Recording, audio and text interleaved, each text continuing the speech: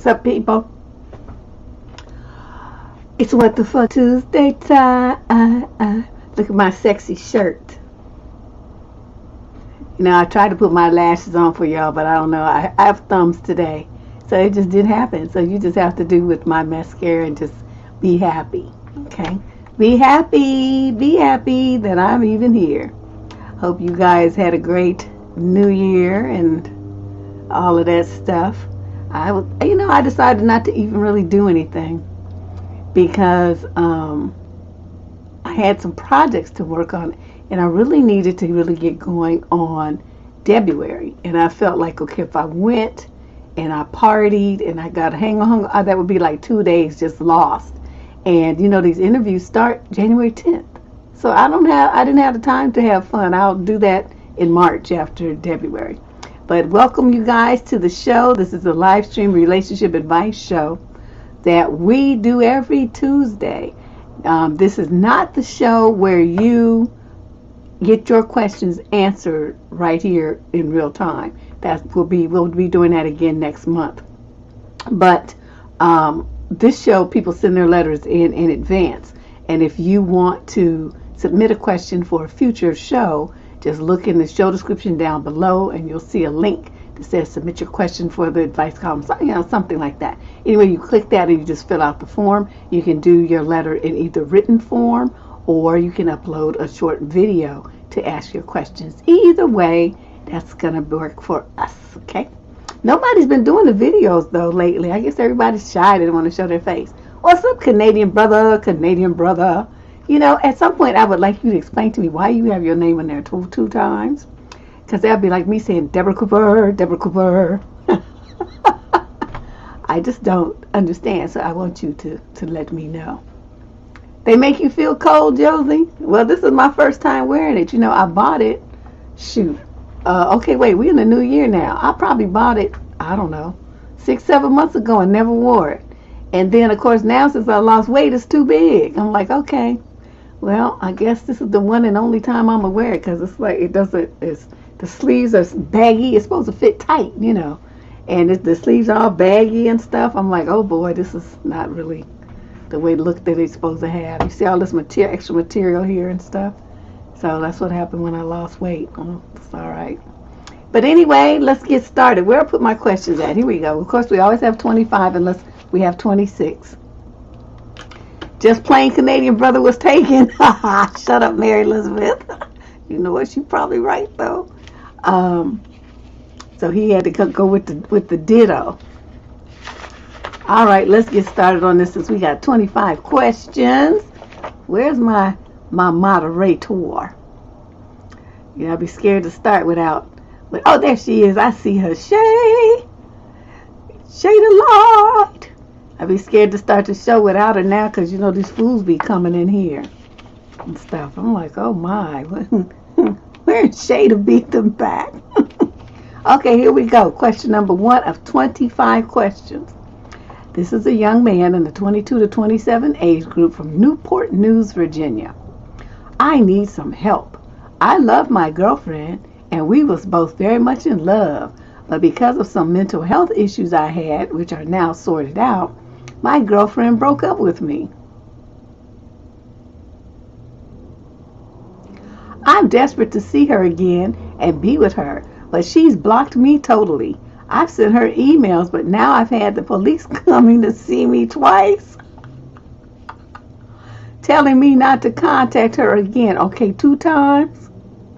What can I do? I don't want to just give up. Okay, sir.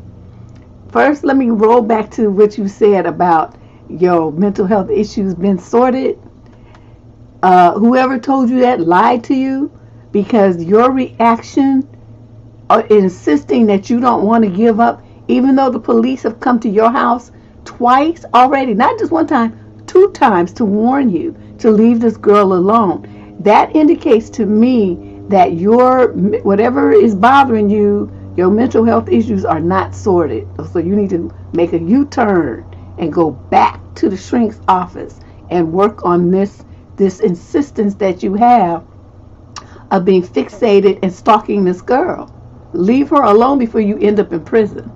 Okay, and you think you mentally ill now. Wait till you be locked up with some super criminals and and you young. It's gonna be over for you. Get your shit together before you have a real problem. Okay, a real, super real problem. Young men, especially cute ones, do not belong in prison. It's not a good place for you to be. So you need to correct your behavior and get your attitude right. This girl, is great that you still love her, but she doesn't love you. Whatever it was that you did to her, that made her want to block you and send the police to come to you because she was that bothered by you insisting on contacting her, that is a sign to me that whatever reason y'all split up, it was a valid reason. She's concerned for her safety. She's probably concerned about you too. I mean, you don't stop caring about somebody just because you break up with them, but she does not want any further interaction with you. Leave her alone. You've already been warned twice. The third time they're going to take you in, especially if she moves, she has witness now. Cops are the witnesses that you keep harassing her. She can get a restraining order. Once she gets that and you continue to harass her like that, they're going to pick you up and lock you up. So, you need to be thinking about all of that and find somebody else. Okay, she's done with you. It's not persistent. This is stalker behavior. When the police come to tell you to leave someone alone, you have moved way beyond persistence. I mean, persistence, it's like miles. You done passed it miles away. And you onto the land of just being a fool and stalking somebody. That's what he's doing. Let's move on. Question number 2. Take heed, young man. I don't want you to be trying to send me a letter from prison. I should have listened to you. Oh my God. Okay, question 2, female, 22 to 27. Do you know, I've been keeping just ran like a little chart through some thing to see how many times this age group came up. This is 70% of the advice letters that come in for the last 4 months have been in this age group. So the 22 to 27 age group is in crisis when it comes to relationship. That is based on statistics that I decided to do. I just ran through each column. You do a search string, right? And in Word, it tells you how many times that string comes up, right? So you just do it.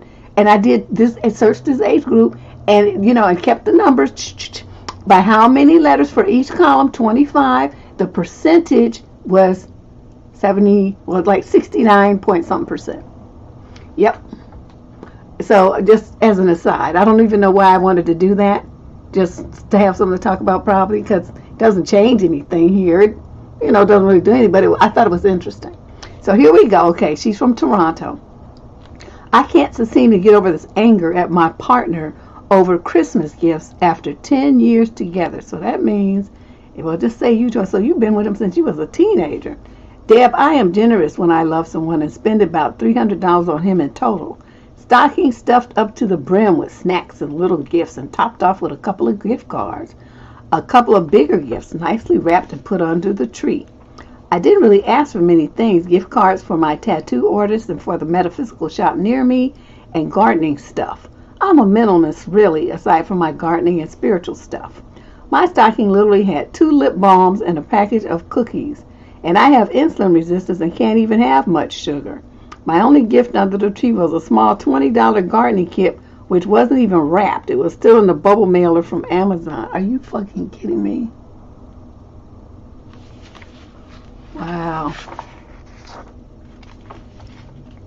Later in the evening, Mary Elizabeth, let me just tell y'all. Okay, after I finish reading, I'm going to tell you about what I used to get my husband for Christmas. Later in the evening, around 11, he sent me $50 on Venmo, quote, for the eggplant earlier.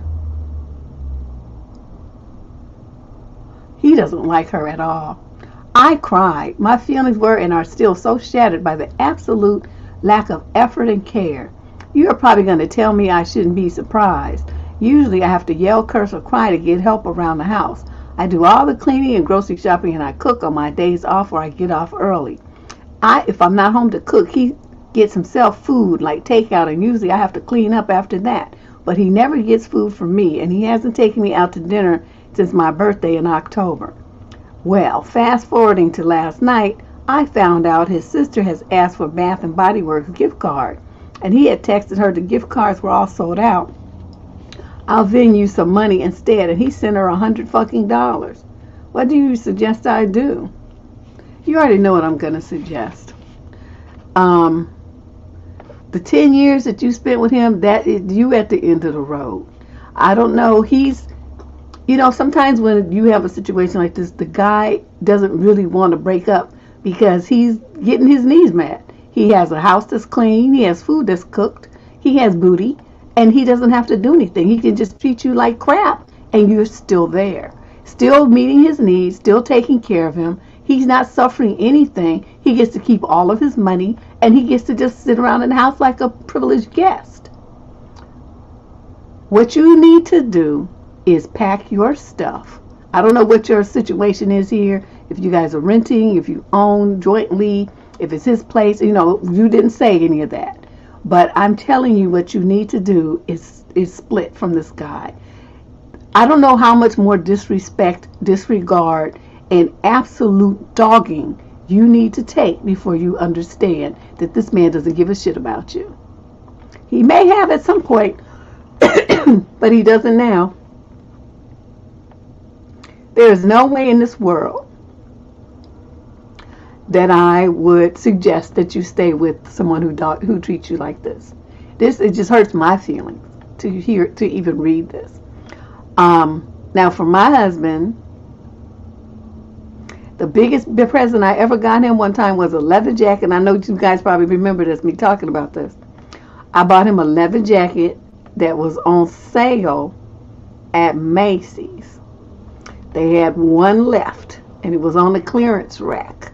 So it was another, 25 or 30% or 40, whatever. You know how they had them big clearance racks? It's a big circle full of stuff. You have to look through one at a time to find stuff. So I was going to get him, it's a bunch of stuff, but I found this leather jacket, and it just happened to be his size. He wasn't a big guy, very muscular, but, he wasn't like super tall or anything. He was like one of the shortest people I've ever dated. He was only 5'10". Muscular and very lean, and so it was his perfect size. And I think I paid, I don't know, anyway, with the tax and everything, it was just over $100. That is the most expensive gift I ever got that man, and he didn't know it was on sale. So the original price was like $400. So he thought I spent all that money. I'm like, please, I like you, but not that much. I don't like him that much. I mean, I liked him, but not that much. I just can't see spending that kind of money. The only other person I spent that kind of money on was my mama. She wanted the digital camera, and I bought her one. But that's my mother. That's my mama, okay? But, some man, I'm like, I'm not doing that, especially when I'm not even married to. You tripping, girlfriend. You could be like me and take your shit back. That man I was with in Houston, he gave me some lip about his present. Plus, I didn't like what he got me. I don't remember what it was now. It was such a non-factor.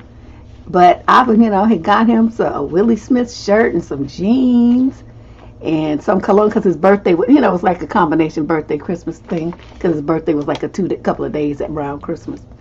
So, I got him all these little things, and that's what made me never buy another man expensive stuff. And so I took the shirt and the pants, and I mailed them back to my mother in San Francisco, and I gave her the receipt. I said, give my money back, and she did. And then the cologne, he had already used it, so I couldn't really, I couldn't send that back. But what I did was take it out on highway, on a loop. Now, how Loop 610 connects with 59. Those of you who live in Houston or been there, there's a Loop 610 that goes through all of Houston. And it's just a big, like a big circle, like a racetrack, but it's huge. And then the other highways intersect with it, right? So then I came in on 59, hit Loop 610, and flung that shit out the window. And so when he was asking about it, what happened to my cologne you got me? I said, oh, Highway 59 smelling real good right about now. I was a little asshole.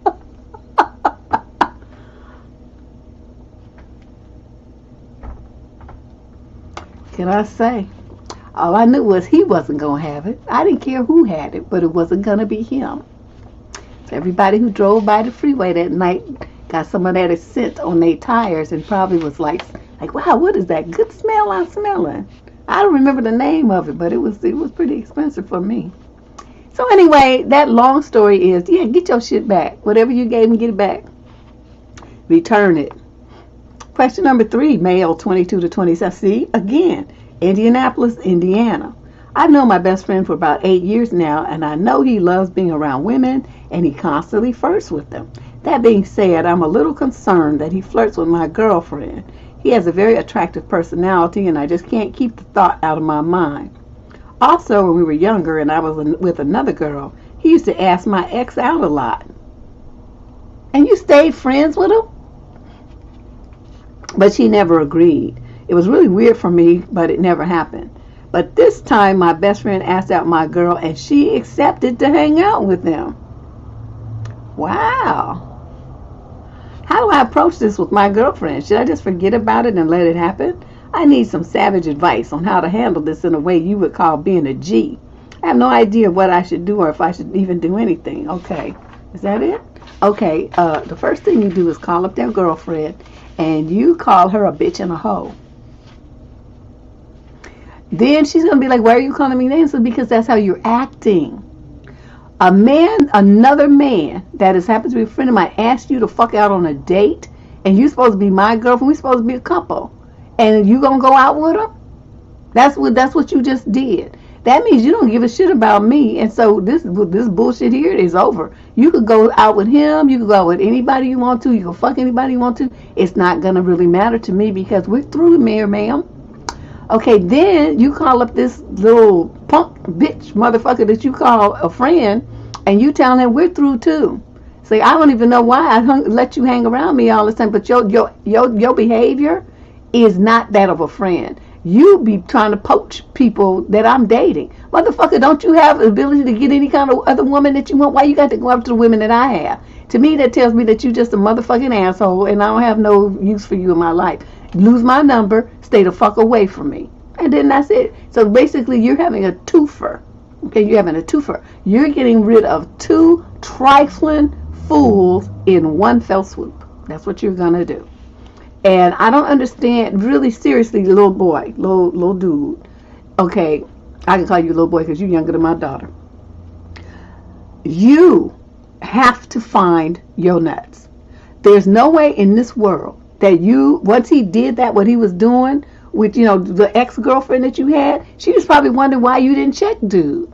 And so in her eyes, you were just a wimp. You just let your friends do any kind of, you treat your women any kind of way. That's very foul. That's no, you don't do that. What you're supposed to do is right in front of your woman, say, nigga, what you doing? You're supposed to check him. And then, nigga, what you doing? Get the fuck out of here. You don't be trying to hit on my girl. Man, do you want our friendship to go to smoke? Because you like an inch away from that happening. Do not fuck with what's mine. I don't give a fuck what you think, about us being a friend. We friend now, but 2 minutes from now, we cannot be. You understand where I'm coming from? Take your ass on out of here. First of all, I've had enough of you for today. And then you send him on his way. And then you thank her for being the kind of girl that doesn't go for bullshit. That's what you missed out on. So see, you could have saved her image of you in her mind by just doing that one thing. It would have taken you 60 seconds to make yourself look more like a man to both of them. But this girl, she don't even give a shit. She's going for the okie doke. So you get rid of her. Okay, you get rid of her. Yeah, he has no respect. He doesn't even like dude. And what he's basically doing is setting up a competition. So he's trying to show you that you just a little punk and that he could take anything that you got. That's what he's doing. It's like an ego boost for him. But what you needed to do was check him the very first time he did it, and you didn't. And now this time the girl actually said yes, and you still didn't do anything. So in his mind, he can treat you any kind of way he wants to, and you're not going to say nothing because you're just a punk. See? So, but at this point, though, you get rid of both of them because she's already shown her colors and he's shown his. And so you let them go and be over there being trashy people wherever trashy people go to be trashy. Question number 4. This is a female in the 28 to 34 age group from Annandale, Virginia. I don't know. I hope I'm pronouncing that right. And she's a Leo. And she's writing about a male who's the 50 to 56 age group who's a Sag. Oh boy. Yes, I do, Mary Elizabeth. Oh, Sue! I've been wondering where you've been. I said, where is that damn Sue at? She over there hiding in the snow in Canada. Okay, so this says, hi, Deb. Thank you, Candace, for choosing my letter. Ooh, yes, honey. That's good manners. Good manners. Because she is just a beast. She be tossing everybody's letter to the side. So back in 2020, my husband and I lost our home in a devastating fire. Luckily, no one was hurt, but I still have trauma from resulting from the incident. This home was purchased with my husband in 2019 without any help from either of our families. My upbringing was somewhat tumultuous since my parents fought a lot prior to their divorce. So I finally had a place to call my own with no drama. Needless to say, I was very attached to the home. I had told my father about the fire the night of and really didn't get much of a response. Granted, he was out of town on his birthday trip with his then fiancée, now wife. However, I feel that a parent would be greatly concerned for their child and would want to find a way to help. Upon his return, he still didn't help with anything. Unfortunately, this has been the first time my father has been flaky, but it's somewhat surprising considering he does more for his new wife than his own kids. Me and my siblings. Wait a minute. Okay. When I ask him something, he completely blows it off, so I end up having to do it myself. This was very commonplace in my childhood, which is why I'm so independent today. Funny thing is, if his wife asks for something, he's right there doing whatever she needs. Now he's expecting a child with his new wife. And he's in his 50s? At this point, I have decided to cut off contact with him just because I feel like if you didn't want to be a part of my life before, why bother now? Now, I will say that my husband is an amazing man. He has definitely picked up my father's slack and even been a father figure to my younger brother and sister. So I don't really need my father's help, but I do see how other people's fathers are still engaged in their lives well into adulthood. I wonder if I'm missing something from just being a drama queen. Am I wrong for being disappointed in his actions? I understand that clearly my husband and I are responsible for the direct aftermath of the fire, which we have taken on. But I feel as though my father has just decided that he's just done with being a parent. Any advice from you in the squad would be greatly appreciated. Thank you. Okay, let's go back to the top here. Okay, you had a fire. You called your daddy. You in the 28 to 34 age group. Called your father. He was on a vacation and he, was evidently out of the area, possibly out of the state, and you expected him to do something. Nowhere in this letter did you say what it was that you expected him to do. If you didn't communicate that to me, then you most likely didn't communicate to him either. You wanted some magic pie in the sky kind of reaction from a man who's, your sperm donor, but who you've never really had a good relationship with from the sounds of it. And now you're a grown woman with a husband. See, let me explain something to you about how men think. Once you leave your father's house and you go and you start sleeping with, having kids with, and be married to some other man, your father is removed from responsibility for you. Just picture a wedding, right? When the father walks you down the aisle, then he grabs the groom's hand and he puts your hands together with the groom, and then he goes and sits down. That's what the part that you're missing. Your daddy is not you're not his responsibility anymore. You're looking for him to fill a gap from your childhood that he never filled, and I'm really kind of confused about why you magically expect him to do all this stuff now. You have a husband. That's the man you need to be looking at to be doing all this stuff for you, not your father. Okay? Then, okay, so that I just wanted you to, to understand that you took a vow. This man who took responsibility for you, your father gave you away. If you guys had that kind of marriage ceremony, but whether he did or not, that's the concept behind you getting married. Okay, you are no longer a kid for your dad to take care of in any way, shape, or form. He can if he wants to, but he's not obligated to, and nor should you expect him to. You're a grown woman with a husband. All right, now let's move on. So then you're talking about a parent would be concerned for their child. He heard you. He said, "Are you okay?" You said yes. You have a husband. It would be different if you was by yourself, but you have a husband. From man to man, that's your husband's job to step up and take care of you and whatever you need. That's not your daddy's responsibility. Okay, let's move on. He does more for his new wife than his own kids. You're not a kid. You're not a kid. You're a grown-ass woman with a husband. I have to keep saying this to you because it's like you don't get it. What is your husband doing? Why are you putting all these expectations on your father? Your daddy he's got a wife and he's got a new baby on the way. That's where his attention needs to be. Like with you and your husband, you have a baby on the way. That's where his attention is supposed to be. Okay?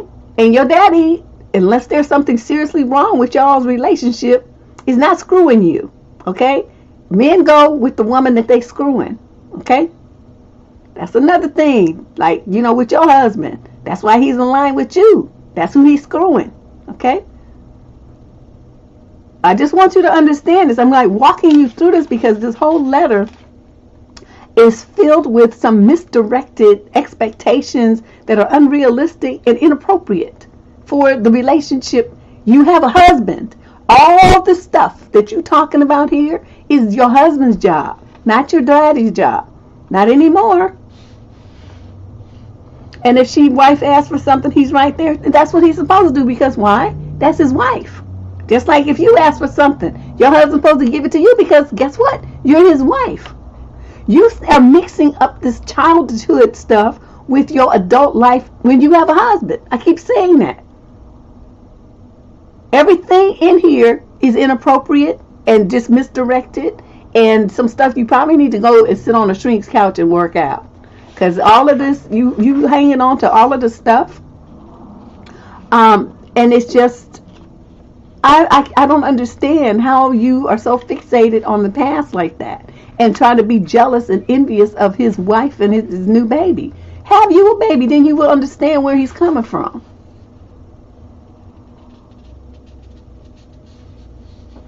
And you don't know what your father's financial situation is. Plus, he got a baby on the way. So he got a lot of, looking at a lot of expense right about now. If you need help because of the fire, then you go down to Red Cross and you go talk to social services and you talk to all these different agencies and stuff, the nonprofits, and you get some help from them. That's what adults do. They handle their business, especially adults with a husband. Okay? So I hope I make myself clear. I don't know. I'm just really not understanding this, because especially the people that, have to do the Christian ceremony. So it talks about, the husband shall leave his family and cleave unto his wife. Okay, those are like vows in a traditional Christian marriage ceremony. And so if you took those vows, your husband's cleaving unto you. Your daddy took them vows. He's cleaving unto his wife. It don't say nothing there about cleaving onto your adult daughters.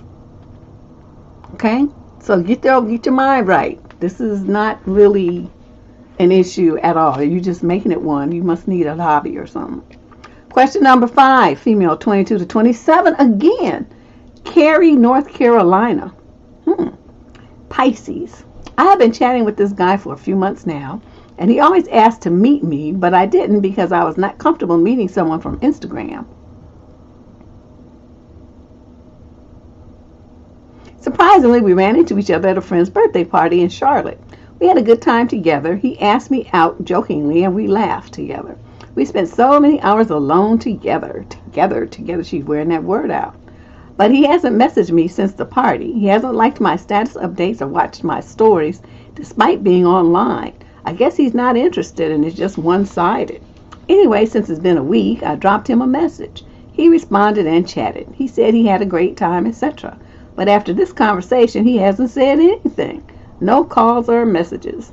Is he not interested? I'm confused since we had such a great time together. What happened or changed? Oh, is that it? Oh, these letters where they just drop off what is a mid-sentence just throws me. Okay, let's flip this and look at it from his side. Okay, he kept suggesting, you said he always asked me to meet.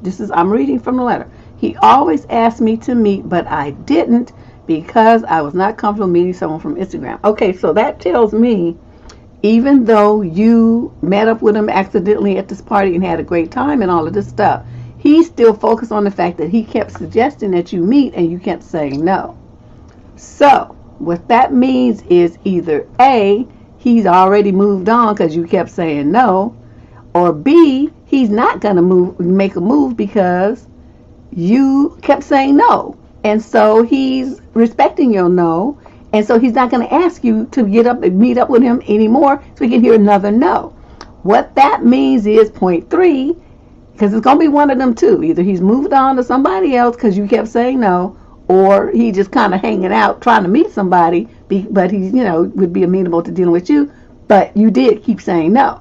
So what this means is, because you're the no queen, you're going to have to say, I didn't meet up with you before because, right? And you explain it to him, how you were uncomfortable, and you keep hearing all these stories about people getting killed and abducted and all that stuff, which is solidly true. And then you say, but since we have a mutual friend and I actually got to meet you in a more, casual setting where, I felt comfortable, I would like to switch my no to a yes. Is that okay with you? Are you interested, or are you, just going to pass? Because I kept saying no. I'm really sorry, but I just want you to know why it was nothing personal. You need to communicate something like that to him so that, he knows where you are, and why you rejected him and what's going on. I mean, you just saying no is not, without giving him really a solid explanation, but if you had a good time with the guy and you would like to see him again, the ball's in your court. You're going to have to be the one to take the lead at this point. Sorry. Yeah, exactly. He didn't think that she was interested because, she kept saying no. And then even after, he met you, you didn't explain the no or do a back step or nothing, because I would have been like, hello, revoking my prior statement, Your Honor. I would have had to make some kind of joke about it, but I would have had to let him know that, bump all that. Let's go. Home skilletto.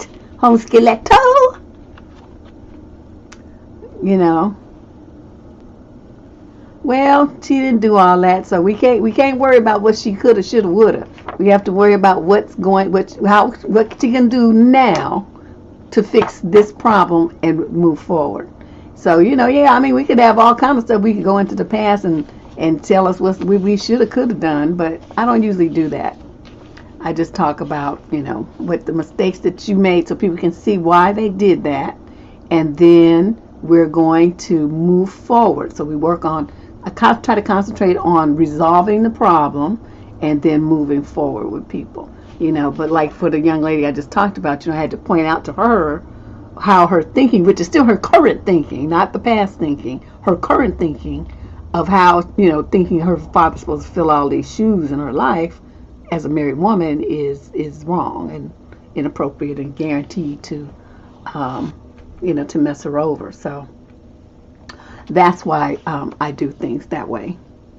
Okay, let's move on. Question number 7. This is a female in the 35 to 41 age group from Missouri. She is a Pisces. Her mate is a male in the 35 to 41 age group also, and he is a Virgo. Hey, Miss Deb and Candace. My boyfriend has been in the ICU for a little over 3 weeks. What?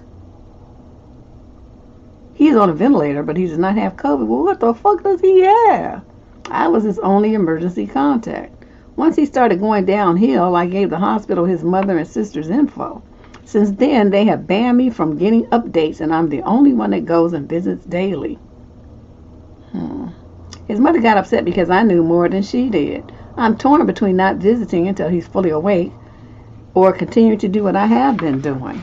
His mother is a drunk, which I just learned this, and her sister just came one time to get his things and hasn't been back. I texted his mother and told her respectfully to kiss my behind, but what would you do? He is going to recover, but it will be a long recovery, thanks in advance. So I would change my number.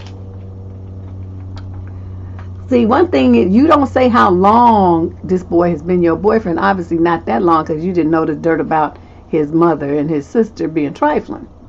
So, I don't know what happened to dude, what's his story, and why he's on a ventilator, but none of that is good for the age group that y'all is in. That means he gonna be sickly, he gonna need all kind of nursing and special care and treatment and shit. See, Dad don't do that. I'm telling you. I don't even like myself when I'm sick.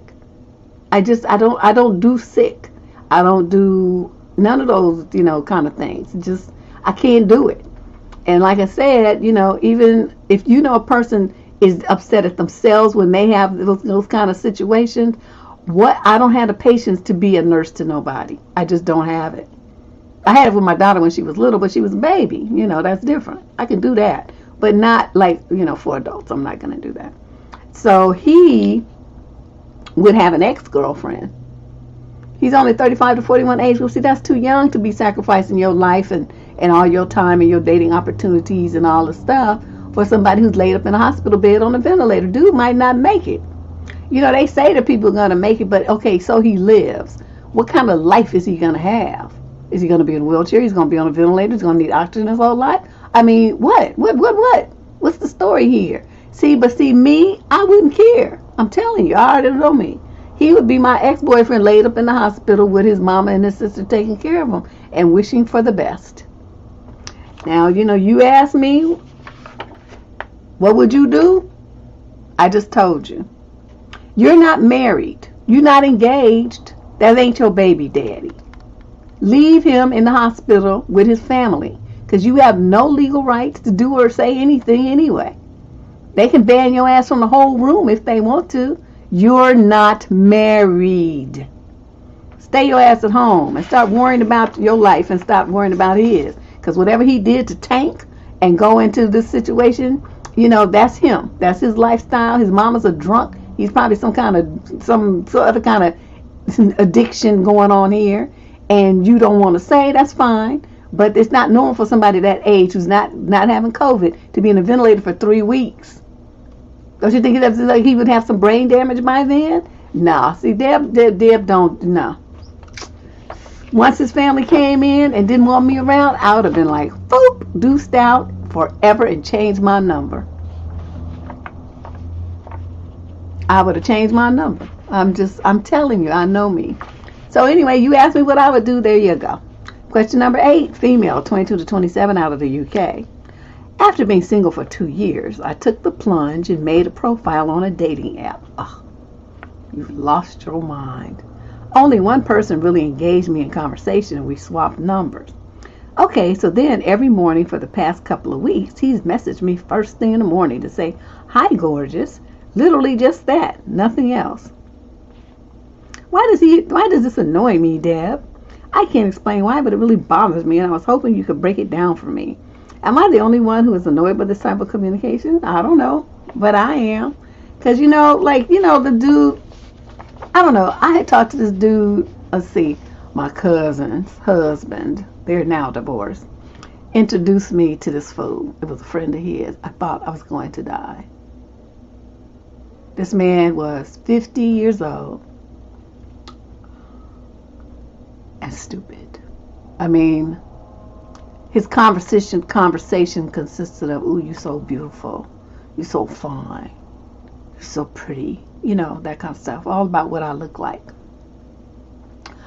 And, by the second conversation, I was irritated, like you, annoyed. And I said, why do you keep saying that? It's like, don't you have nothing else to talk about? That's it? It's like, I'm not impressed with that. I already know I look good.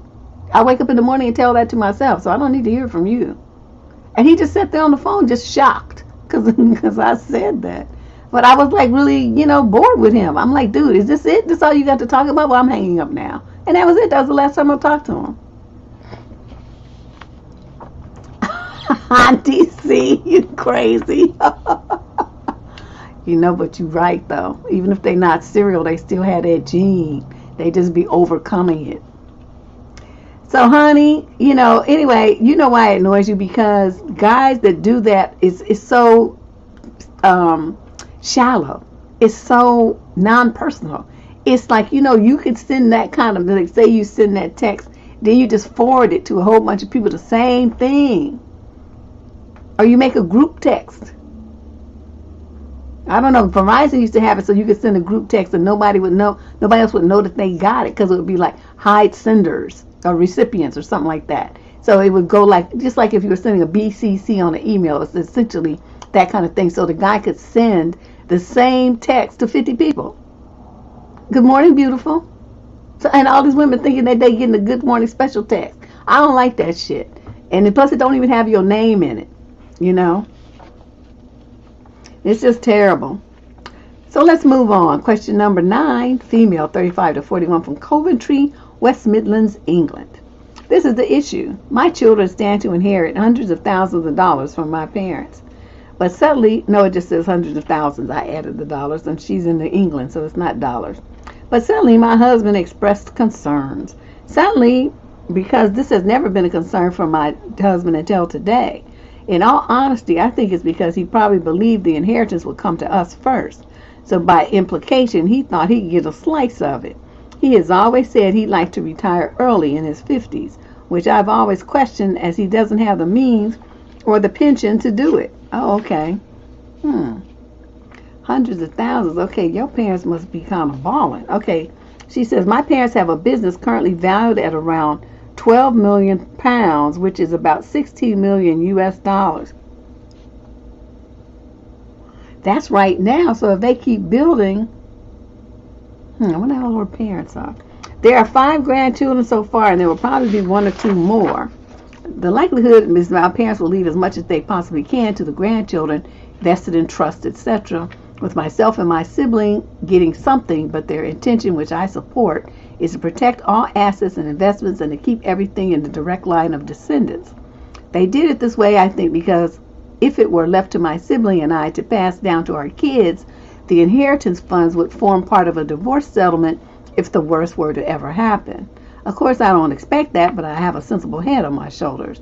My sibling and I would, in any event, be set on it for our children in our reality, so structuring things so that many assets as possible are ring-fenced for them is sensible in my view.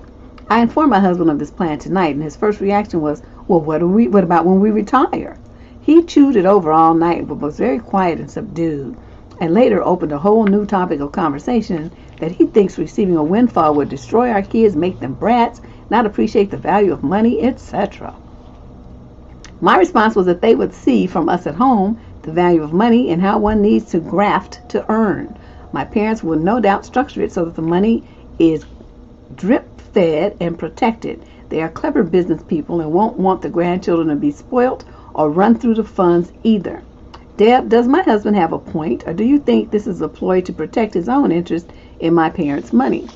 Well, I mean, he's, grasping at straws. I'm certainly, with that news, disappointed him, since he was planning on getting his hands on that money so he could retire early.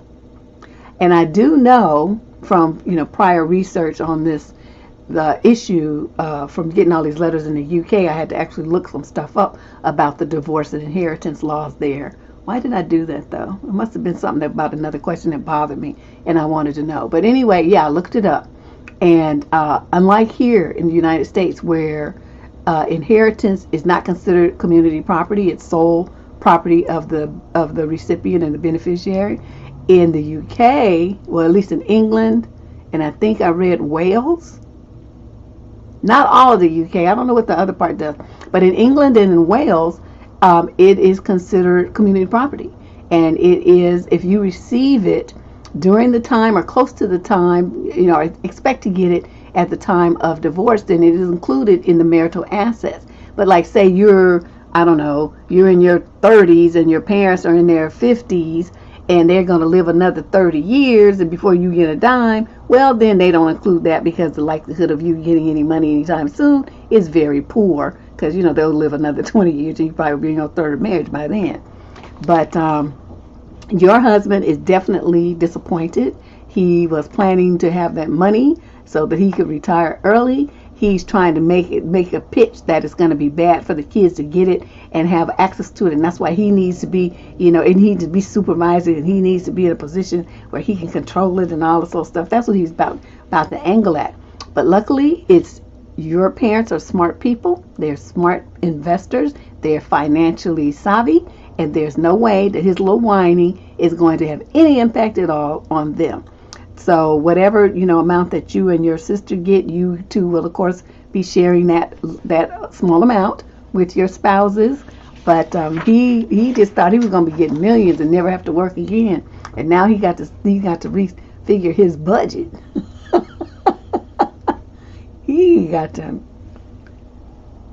because that's what they do, Amanda. And Nanda NBS, honey, let me tell you about this guy I dated. Okay, another Deb story, and this is a true story. Okay, I was dating this dude, right? I'm in college, and he had a cousin.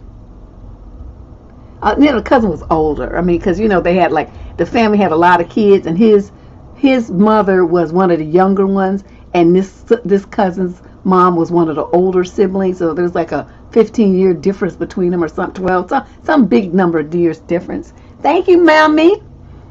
And so we're laying in bed one night, we laying in there just talking and stuff, not doing any nasty things, just talking.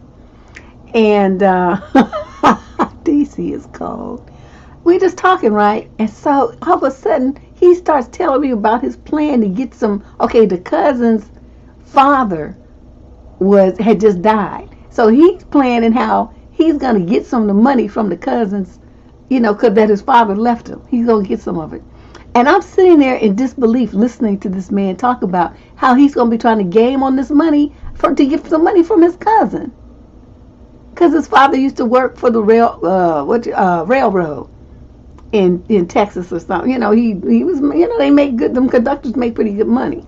And his father, he worked on the railroad for like 30 years or something, and then he died, and so, the son was going to get some insurance money and all that stuff. And then he was just planning how he was going to get some. Yes, Tay. Oh, it's my girl, Tay. How my basketball friend doing, Tay? Tay Lovely. My name, Tay Lovely. I just have to mess with her so much.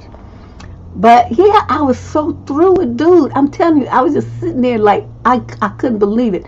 And it just showed me a whole different side of his character that had that not happened, I would have never seen. And so I deuced out. So, I left that night, and that was it. Never went back. Never talked to him anymore. He kept trying to get me to, what happened? And I said, we broken up. Well, what did I do? I never told him what he did. Yeah, so, but the man had a bunch of kids, so, with this woman, and then he had a second wife.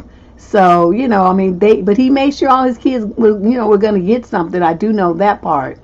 I found out from the guy I was dating's mother. That, the dad was not like a Dusty. He made sure all his kids got, equal sum. And then he even gave his ex-wife some, the kid's mother. And then the current wife, of course, got the lion's share. But he took care of everybody. He didn't want to leave anybody who had been in his life that he loved and cared for, penniless. But dude was just plotting how he was going to get some. I was like, wow, this dude. So, yeah, I left him alone because I was thinking, nah, this is nasty. Okay, let's move on. Question 10. This young lady, again, 22 to 27 age group from Colorado Springs, Colorado. Her mate is a young man in a 28 to 34 age group. My husband and I had our first baby a month ago, and his mother is over the moon. But since I've had the baby, there's been a couple of times where she's gone to take the baby after I'm done nursing or getting him to sleep, and she goes to wake him up. And I tell her not to because, you just don't wake up sleeping baby. Enough said. She raised 3 of her own kids, so you'd think she'd understand and be fine with this, but she's not. She always calls me a bee. Oh, no, she doesn't. Or ornery or something to that effect, and rolls her eyes at me when I'm not trying to be rude. I just want my baby to sleep. I don't think I'm rude either because my sister-in-laws or my husband don't react like I am. I'm blowing it off because I don't want to cause more conflict, and she does listen even with the attitude. And tonight she came over for an hour, uninvited I might add, and she only gave me 30 minutes notice that she was on her way. She didn't ask, she just told me to see the baby. And before I realized what she was doing, she'd woken him up because she just wanted to see his eyes for a minute. Now I'm left here with a fussy baby who's confused as to why his schedule is messed up, and I'm honestly furious. Who does that? Outside of tonight, I've been clear with the boundaries and feel like I've communicated clearly, but I'm so sick of the pushback on something that really feels like common sense. I'm so ticked off. What can I do to make myself more clear? And I need to handle this not out of anger, so I probably need to chill out for a day or so at least, but this topic in general makes me angry, and I need advice on how to be rational but straightforward. I want to be clear that my husband is wonderful and it's not his fault this is happening. He's aware of how difficult his mother is and has had his own struggles with her, and he definitely isn't sitting on the sidelines watching this happen. He was irritated last night too, not furious like I was, but irritated. I realized when I was typing this that she says and does these things. She's always waits until he's not in the room, out of ear reach. Okay, so this is what you're going to do.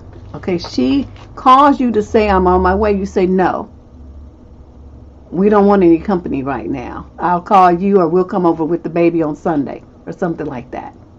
And she's going to say, why? But I want to see the baby. And say, no, we don't want any company and I don't want you waking my baby up. The baby's a month old and it needs to sleep and you keep waking it up. I'm not feeling that at all. It's just damaging to the child's routine and to the child's health. You're very selfish with this kind of attitude, and I don't want you here unless I invite you here. That's going to be the new rule. And she's going to be mad. And you know what? I wouldn't give a fuck. Because, okay, see, this part down here, I was like wondering how this was going to go, and you was going to need to be firm and strained, you know, all this stuff. Until I got to the part where you said she rolls her eyes at you, she calls you ornery, and she calls you a bitch. That is it. Okay, she, all signs of reason, politeness, and all the stuff that you're talking about, you don't have to worry about any of that anymore. Because she just totally went left on you. I like to see my mother-in-law call me a bitch and see how countrified and stupid I acted.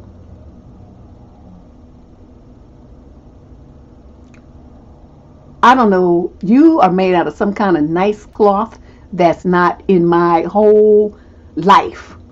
That nobody's going to sit there and call me a bitch and not get called a whole bunch of words.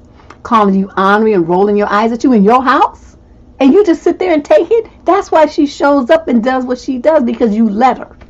Okay, nothing about how you handling this woman speaks woman of the house, grown ass woman. You're acting like a little kid. Your role, your number one job in this world is to protect that baby. Even if it's from your own husband, even if it's from your mother-in-law. That's your only fucking job right now. Protect your baby. Women have died to protect their children. You and I both know, and everybody else who's a mother around here. Our infants are helpless. We are their only line of defense to getting fed, to getting changed, to getting medical treatment, to getting comforted when they need it, to being warm enough when they need to be, to get, the touchings that they need to thrive, and to include the rest that they need to grow and thrive as well. This woman doesn't give a shit about any of that. She's focused on herself. You have to step the fuck up. You need to do it. You're going to tell your husband, tell your mother that she's not to come over here uninvited anymore.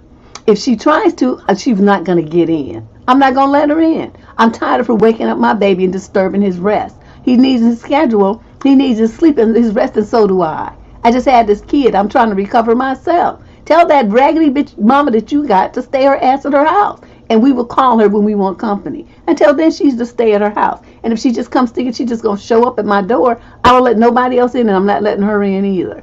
And that's it. What he going to say? His ass is going to be at work. Yeah, see, he needs to step in, but that's if he's even there. Because, I'm assuming if she's just had the baby a month, she's at home on maternity leave at least. And, depending on their situation, she might be staying home for a couple of years. But at any point, if he's not there, yes, if he's there, he can step up. He can be her backup. But, she needs to learn how to do this whether he's there or not as the mother of the infant child. That turned me, when my daughter was a baby, I turned into a beast. I mean, once I got over the initial exhaustion, I was just like crazy. I was like a crazy person. Don't be touching my baby. Stop breathing in her face. And people want to go to kiss the baby cheek and all this stuff. And they have lipstick and, different stuff on. Or, them looking at their lips and don't look right. Rashy and shit. Don't put your face on my kid. And then some people have a bad habit. They want to kiss babies on the lips. I will knock your fucking teeth off and turn your lips around to the backside of your head if you put your lips on my baby's mouth. Nasty ass people have herpes and all kind of shit coming out of their mouth, gingivitis and all kind of shit. And you be putting your nasty adult lips, who knows where the fuck they been, on my new baby? We not doing that. And I don't like that when I see adults kissing little kids on the mouth. That's some pervert shit. I don't like that. Adults put their mouths places that the kids don't do. And no adult needs to ever kiss a child in the mouth. That's just disgusting to me. I'm thinking about the stuff that you got in your mouth and all them germs and fungus and leftover shit from niggas' dicks and shit, and you sitting up there putting your lips on a baby. No. Stop it. And you can give them all kind of weird diseases and shit. Kids be coming up to school with herpes around their mouth and stuff because adults done kissed them on the mouth. It's disgusting. I'm telling you. I know people be like, it's not that bad. Yes, the fuck it is, because most adults don't have good dental hygiene anyway. Motherfuckers don't be flossing and shit. Got all kind of bacteria and shit jumping around in their mouth.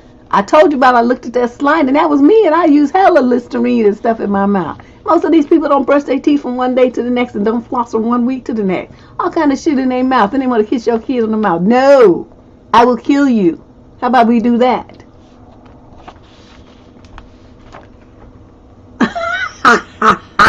I'm trying to tell you, I be looking at people. I be looking at people's mouths, looking at that shit. Their teeth be all covered with some little film and stuff. Gums have white shit on them. I'm telling you, I get really icked out real easily. And one thing we don't do is don't you put your mouth nowhere near my child. I will kill you. I will cut your lips off and just wrap them with my fist and pull them off your face right quick. I bet you won't be doing that again. Yes, Sue, it's very nasty. Yeah, they do have furry teeth, Cherry, okay, that's the perfect word. Their teeth be fuzzy. And so do their gums. And you got people, they got green shit and they got brown shit in between the cracks of their teeth and stuff.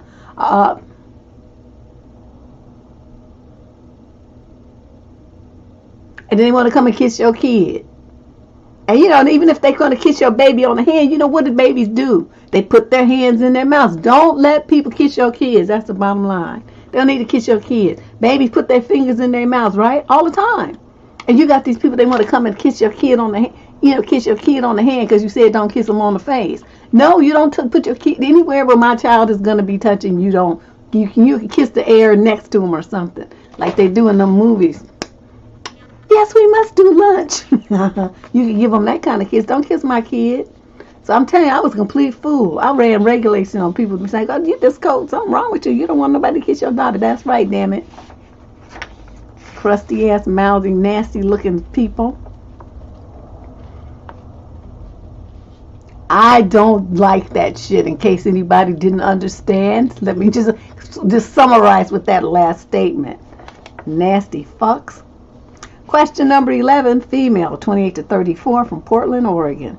I recently did a contract job helping with a holiday dinner party event at the company that I used to work for. The company has a CEO I had never met before, and from what I hear, she's married. After the event, the CEO called me into her office. I thought she was going to basically do a debriefing about the event. However, she didn't discuss the event at all, but instead just asked me questions about the guy I brought as my date to the event. For example, she asked if he were my brother. I have no idea why she would think this. I feel so uncomfortable that she would ask me such personal questions. I'm curious to know what you think of her behavior and why she would want this personal information from me. It really made me uncomfortable, and I thought it was invasive and very strange. I am female, by the way. What do you think about all this? I think that she was interested in whoever it was. Now, the other point is, too, as soon as I said that, I thought of the other thing. You know, if you was catering, right, so you might not have been watching dude that much. He could have been flirting with her. That's another possibility. Or she could have witnessed him flirting with someone else behind your back while you was doing, you know, your catering stuff. And that's why she was curious to know who he was to you, so she could drop that lug. So it's most likely one of those three things. Or the fourth possibility is she does know who he is and he's dating someone else that she knows, and she was surprised to see him there at the party with you. That's another. So that's four possibilities that it could be, and I would bet pretty much it's one of those. Right? I'm thinking it's pretty much one of those. So, but the main thing is, you know, you're kind of old to be just sitting there not saying nothing. So somebody asks you, calls you, and she asks you if it was your brother. Say no. Okay, so no. Why do you ask? Well, I just wanted to know this and that. Well, I would prefer not to talk about my personal life. I'm here on business. Where my money at?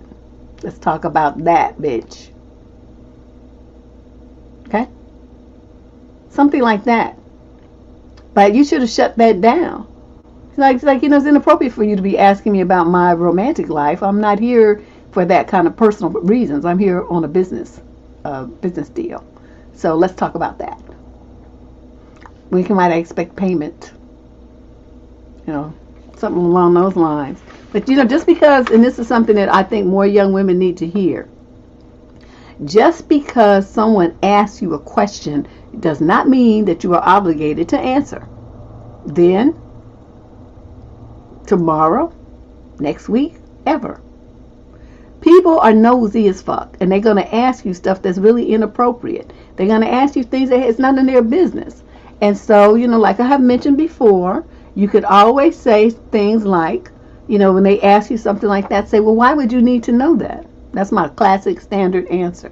Why would you need to know that? And most of the time that throws them for a loop, and they start stuttering and stammering, and their eyes start darting around, they looking, you know, because they're used to getting an answer. When you pull them up short and ask them that, well, then now they have to come up with a reason why they needed to know that. Sometimes they'll just laugh and say, oh, I was just being nosy. And then I just say, oh.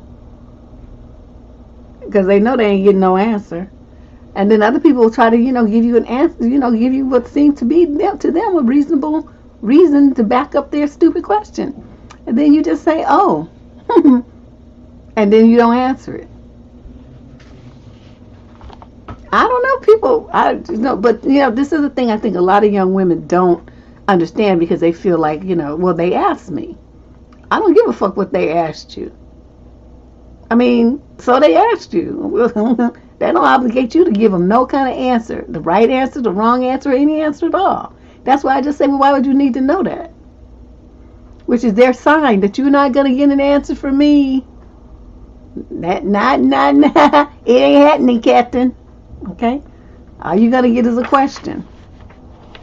You used to check. Yeah, see, you was innocent. Yep. That's what happens, you know, when a girl is raised, you know, not in the hood. When you're raised in the hood, you don't give no people no kind of information, because you already know anything you tell them is going to be used against you at some time in the future. So you don't give people no information. You don't tell them shit, because it's none of their business. So, you know, with that as my background, I just don't really answer people's questions. It's just none of their business. If I wanted you to know, I would tell you. All right? So let's move on. Question 12 of 25 questions. I got to stop talking so much. Female, 28 to 34, from Aberdeen, Scotland. I just found out that my husband lied to me about going to a work meeting just to go and meet an online date. Wow, your husband? He even slept with her. Wow. Ugh. Just meeting her for the first time. Okay. I found all this out through text messages. He's done so many things to hurt me, but I always stay because of the kids. This has hurt me so badly just because he was meant to be picking up the kids from school as I had a hospital appointment. Because of this date, he left my kids at school, and my older son had to come back from secondary school to pick them up. How can he leave his kids at school just because he was running late from seeing some woman? I'm worried about my kids. They are still so young. I don't know what to say to them. I put up with so much, and I think I will be just fine leaving him. He does nothing to help anyway. Was holding on because of the kids, but this has just gone beyond forgiveness. I mean, how can I trust him to look after the kids if or when something happens to me? I just want to walk away from this with the kids because I don't think I can forgive him this time. You shouldn't have forgave him the first time. You know, women always have that excuse, well, you know, I do it for the kids. No, you're not. You're doing it for yourself. You do it because it's easier. It's easier to stay and sacrifice your self-respect, your self-esteem, you know, whatever you felt like you're getting that would be a struggle. Usually it's money. You stay for that. It's not because of the kids. Don't try to put them up in a position to be the sacrificial lamb for your marriage. I hate that shit when people do that. You know, it's good, you know, if you had, like, say he had done it the first time, you two went to marriage counseling, you worked through it, you know, both put in a lot of energy to figure out what happened wrong, you know, you plan to, you know, to cheat-proof your marriage, and that, but you don't say any of that happened.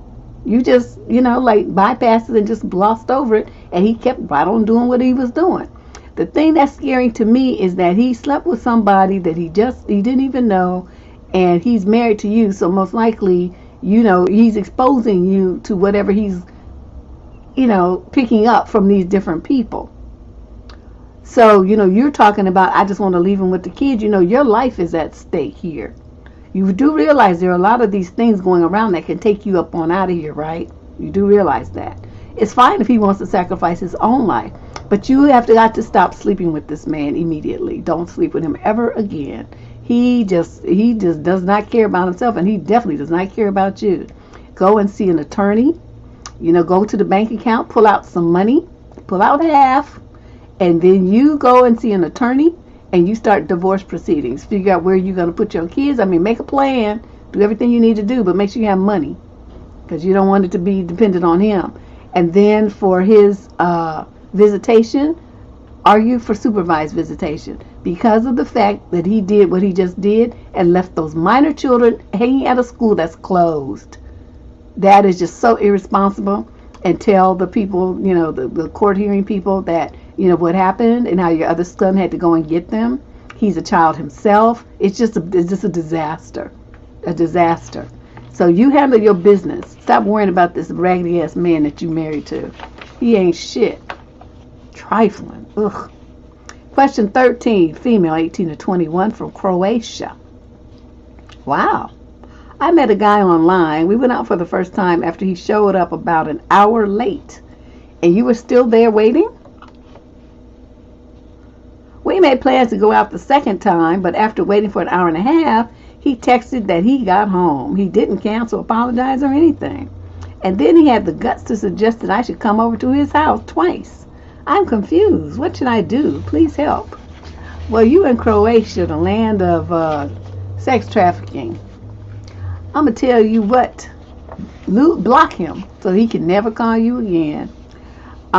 He trying to get you to come over. You met him online, and the first thing he wants to do is get you alone in some place where you don't know nobody, don't know nothing about it, and, you know, and he's asked you multiple times.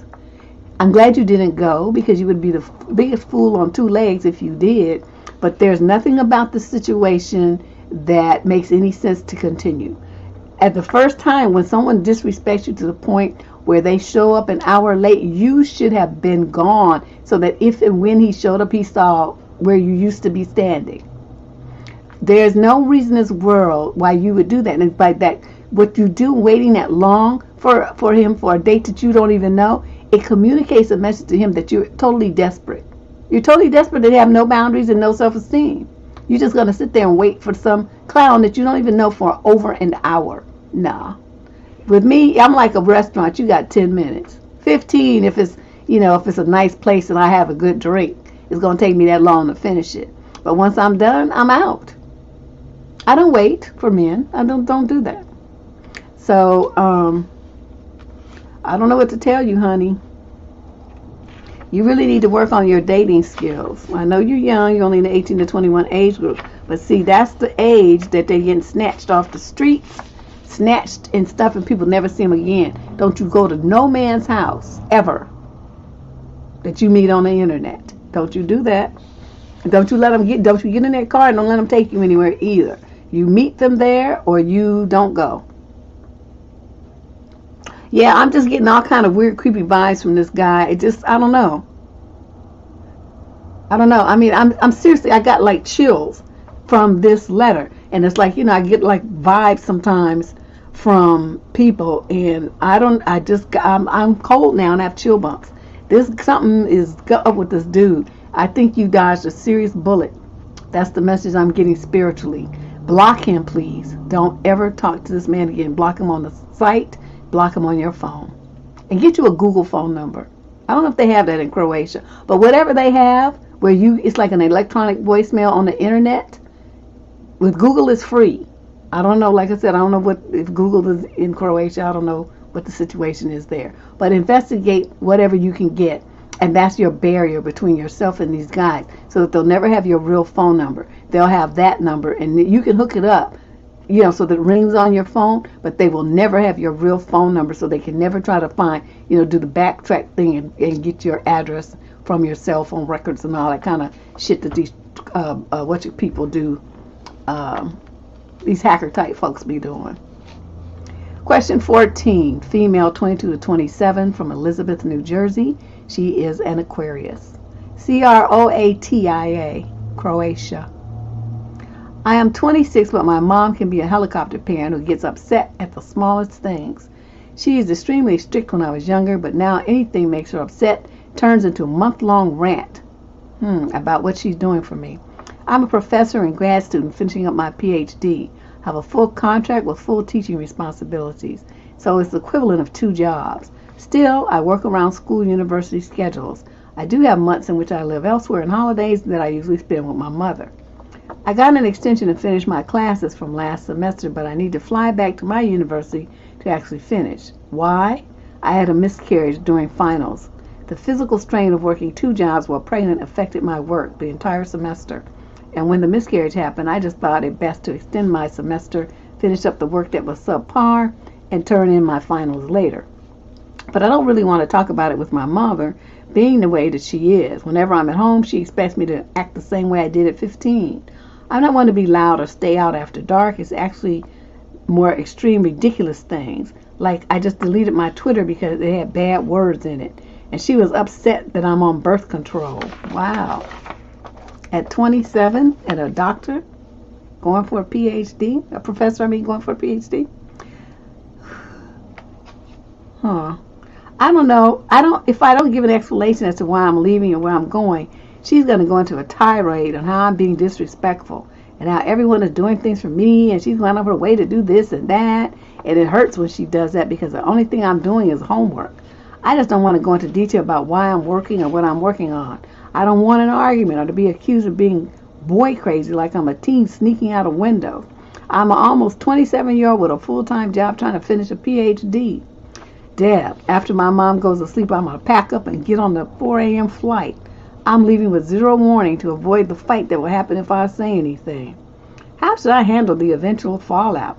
How do I tell her I'm not doing anything wrong, I just don't want to talk about it?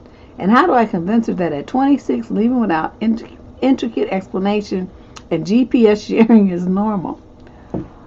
Oh, your mother already understands. I don't know why y'all be wasting your time trying to re-explain, explain, Lucy, explain over and over and over and over and over and over. She already gets it, but she's getting whatever it is she wants because you give in to her. So this is what you have to say.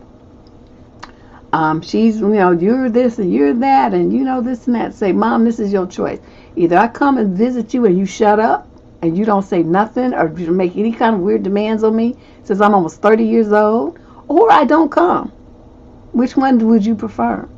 Because, I'm going to be somewhere else living my life. There's nothing you can do to stop that. There's no impact that you're going to have that's going to make me change the way that I'm doing things. So, either you accept that this is my life now and this is going to be our interaction, or I just don't be around you. You can go no contact if that makes you feel better so you don't have to worry about me. But those are your 2 choices. I don't be playing with these mamas.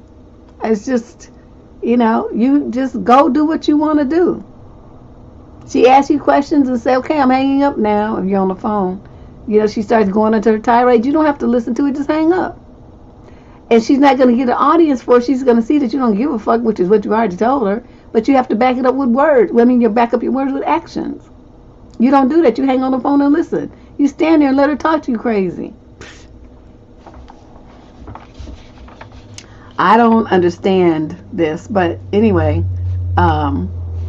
you have to just grow a spine. Right now, you're just running like a kid, and so she's treating you like one. Question number 15, male, 28 to 34, from Alexandria, Virginia.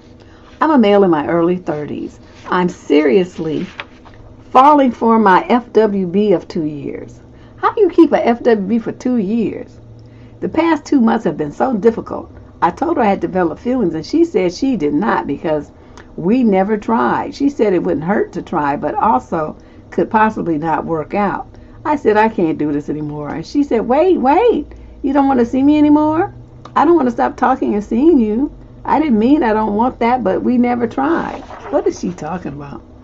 I cared too much to just walk away after 2 years. It would have hurt me more. I really liked this woman, so I just continued with what we had as if I was able to just erase my feelings. Man, was I wrong. I felt vulnerable for opening up, but at the same time respected her boundaries and never demanded anything at all. I never became clingy. I never ever over-texted. I kept the same amount of contact and visits. After I told her I had feelings, I actually backed off, and she texted me less than a week later just to talk. We both openly see other people. I've tried dating other women to shake my feelings, but no matter who I'm seeing, I just can't stop thinking about her.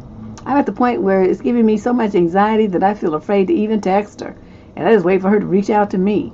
She knows I have feelings, and she seems to respect them. The last few times we saw each other were more passionate as far as the cuddling, kissing, and sweet texts go. Our communication is always on point and extremely honest. I don't know what to do. I went over there the other day, and my anxiety was so bad to the point I was almost shaking. I know I couldn't have eggplant. I just brushed it off and told her I was exhausted. Oh, okay, well, we'll skip that part. I don't know what the hell to do. I just don't want to force anything or mess anything up or lose it. But at the same time, it's difficult to deal with, and I feel afraid to open up and talk about it because I don't want to come across as being weak. Can you help me figure this out? Dude, how can I have bigger nuts than you? This is just embarrassing. Okay, you go to the woman and you say, look, I don't know what that shit was you was talking about we never tried. I don't know what you're talking about that for. I'm telling you that we can try now. Okay, so whatever happened in the past is irrelevant. Do you want to do this with me or not? Be a fucking G. Why don't you? You just pussyfooting around and whining and crying to me. I'm not going to do what? That thing about writing to me is going to change this situation. No matter what I tell you, you still going to have to do it. I can't do it for you. I wouldn't even want to. So get your G up.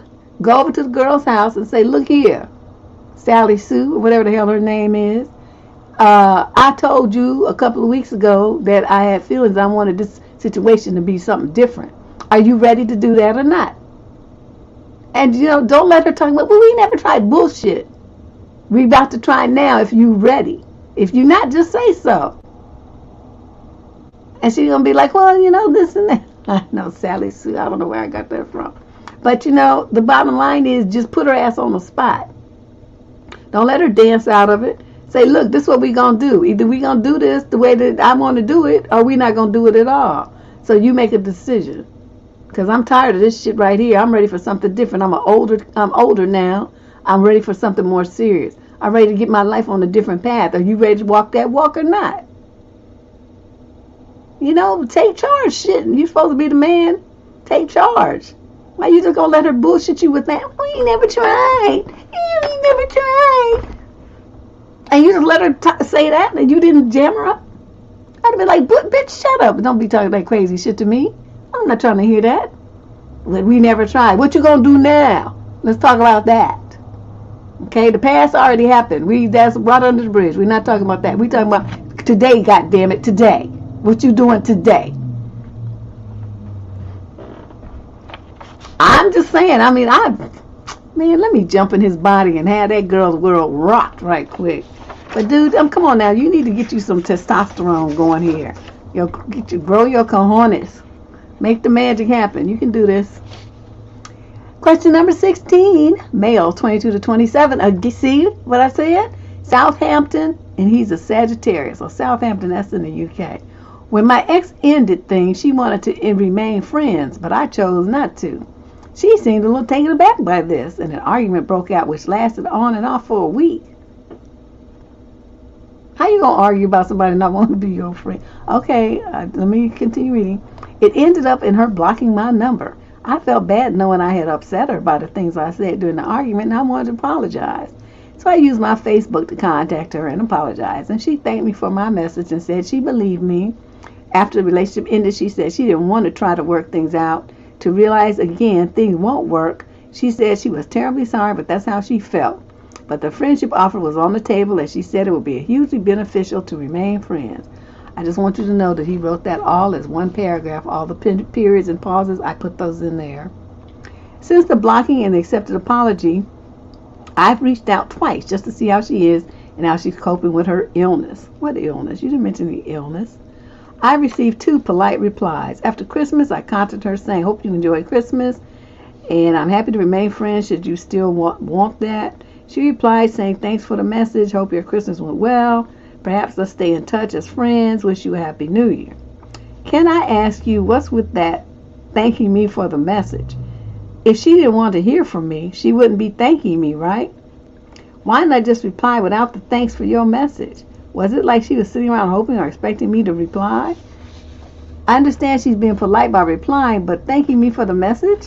Surely she wouldn't say thanks if she didn't want to hear from me. I'm not suggesting she wants to get back together, but why thank me if she didn't want contact from me? Oh my God, I want to just reach through this computer and choke the shit out of you. You know, you do realize that people do say thank you just to be polite, right? Like you give somebody some kind of gift that they already know as soon as they open it that they're going to re-gift it because they hate it.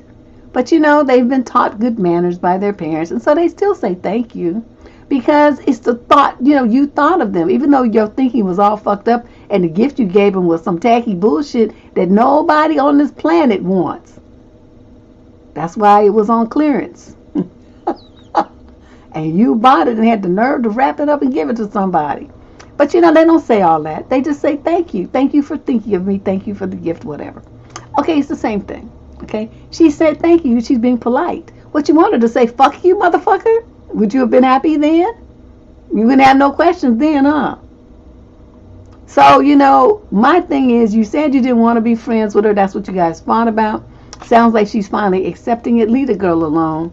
Just go block her number and just go on with your life. You're doing too much. Question 17, male, 42 to 49 from San Diego. Thanks, Candace, for choosing my letter because I seriously need Deb's insight and guidance on this. This is the story. My fiance wants to invite her ex-boyfriend's entire family to our wedding. Wait a minute. Her ex-boyfriend's family? I'm talking about his parents, his grandparents, his brothers and sisters, his nieces, his nephews, his aunts, and his uncles.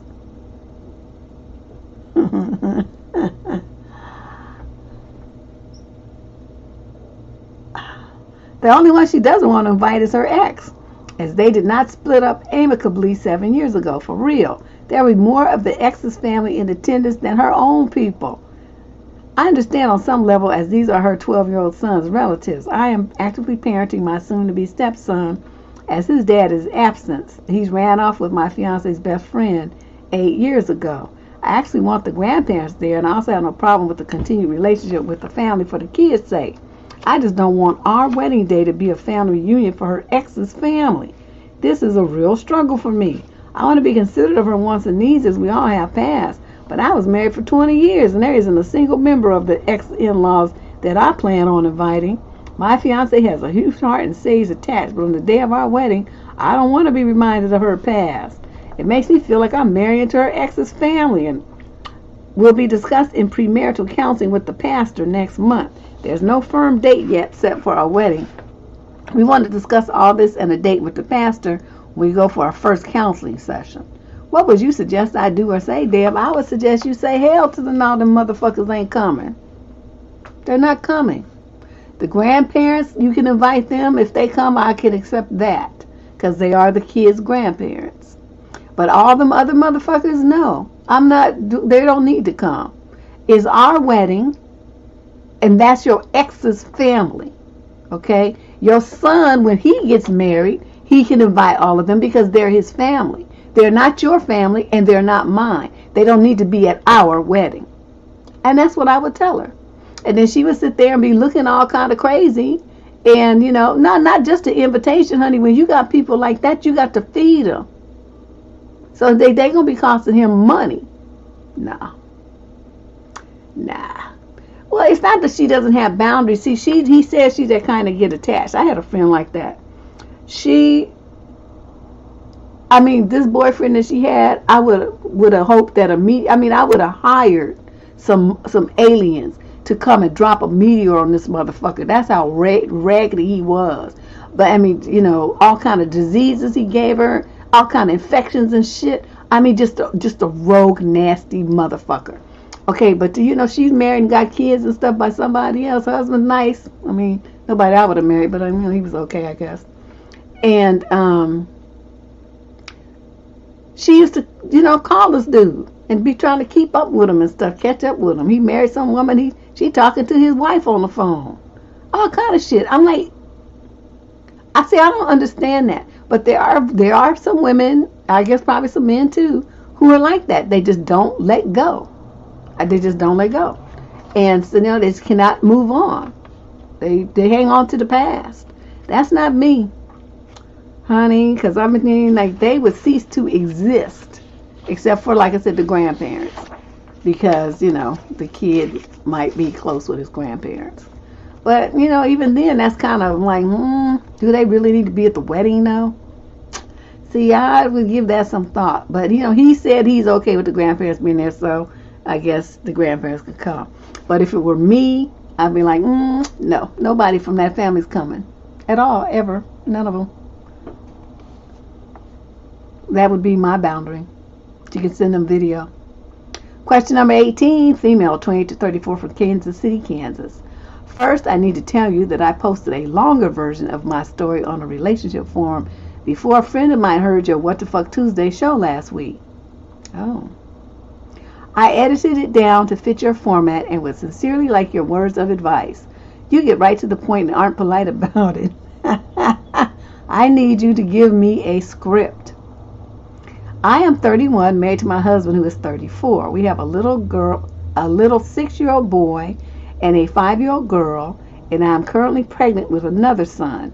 I met my husband when, quote, Christian was 2 and, quote, Anna was 1. Oh, so they barely even remember that. They probably remember their mother. And their birth mom signed all rights away and passed away. I met the children once we got serious and have been with them ever since. I have always been mom to Christian and Anna. Hearing their little voices call me mama is one of the greatest pleasures of my life. I'm in the process of adopting them so that I have more rights in an emergency and won't lose them in case something happens to my husband. Good, that's good thinking. We hosted Thanksgiving this year since I'm pregnant, and it would be a lot to travel. We thought it would be a good bonding opportunity for the kids since my family lives across the country. To my shock, my mom announced that she was excited to be a grandma, quote, for the first time, because being a step-grandma is not the same. She told Christian that she would always love her future grandchild more. Oh.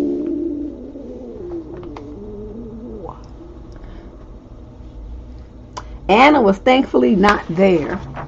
My son was heartbroken, and I got really angry at my mom. I reassured my son that I love him, always will, that I love him, his sister, his future brother, and his dad most in the world, and that nothing will ever make me love any of my kids less than another. I told my mom that she needs to stay in a hotel, and my dad went with her. My siblings told me that they understand my actions and would be angry if anyone hurt their kids, but they tried to explain my mom's side. We have older half-siblings from our dad that our mom loved very much, but they ended up cutting us off after their mom made up a lot of things about us. My parents were devastated. I believe my mom has that fear about losing Christian and Anna because of this. I still think there isn't any excuse for saying what she said to a 5-year-old. My siblings aren't taking sides, but others in my family are. My son is very affected, and we are working with an age-appropriate therapist for him. I don't know if I should give my mom another chance and work through her feelings, or if I should go no contact. I'm concerned that she will treat our future son better, hurting Anna, Christian, and the baby, their relationships with each other, and their relationships with us in the process. Oh my God, your mama. I need help with deciding which path to take. My husband says he will follow my lead. What do you recommend that I say or do? I love my mother, but I need to protect these innocent children. Please help me. You pick up the phone. Or no.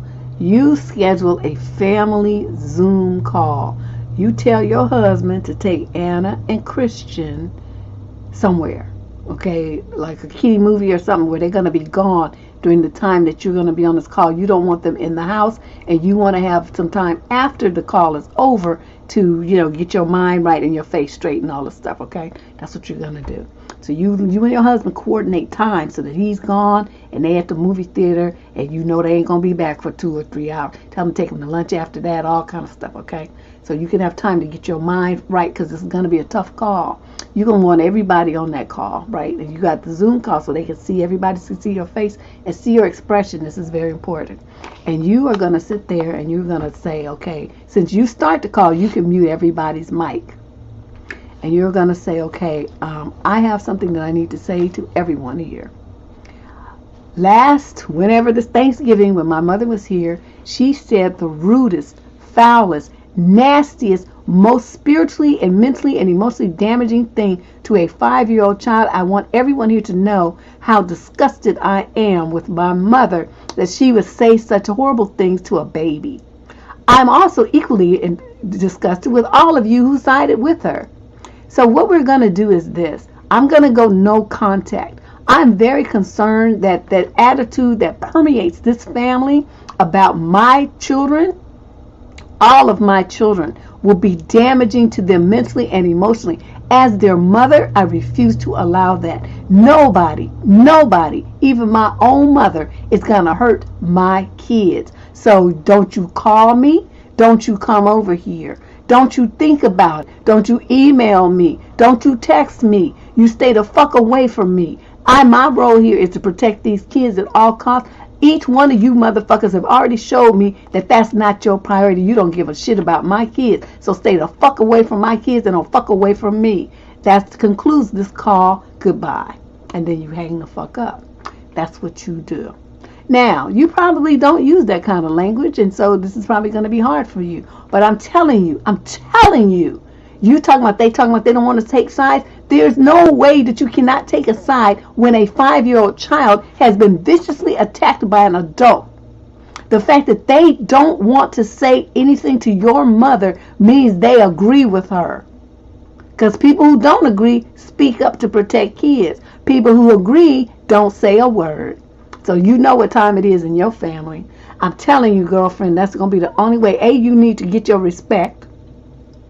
And B, you need to let everybody know that you ain't about the bullshit. Okay, and that if they are going to ever be privileged enough to come into your home and be around your children, they better mind their fucking P's and Q's. Okay, that's the message that you're sending them. Your husband is going to make sure you record the call, because you know with Zoom you can record. Same with Teams, you can record. You're going to record it, and so that your husband can watch it too, and watch you be a fucking savage to your own family. And I'm telling you, the second that you hang up from that Zoom call, or you could do it before because it's going to be on your phone, you're going to block them on your phone so they cannot call you. I agree with you completely that their attitude of showing favoritism to the infant will cause problems with the 2 older ones.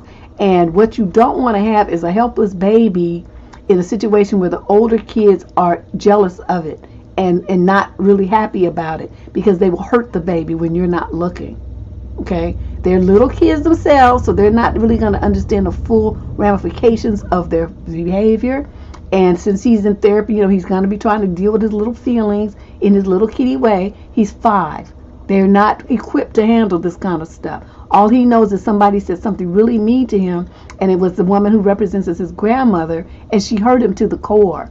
So your job, I'm telling you, like I said earlier, your job as a mother is to protect your children at any and all costs from anybody. I don't give a fuck who it is. It could be your husband. Your job is to protect them kids. So you do that, okay? And fuck all these people. Fuck your mama, all your relatives, all of them. Because none of them, they're adults. And they don't need your protection. Anna and Christian and the baby that you're still carrying do. So reprioritize yourself and worry about your kids. Don't even think about them. Cuss them all out. Question number 19. Female, 42 to 49. In the U.S., a Scorpio. Male. Ooh, I'm hot. I'm just burning up.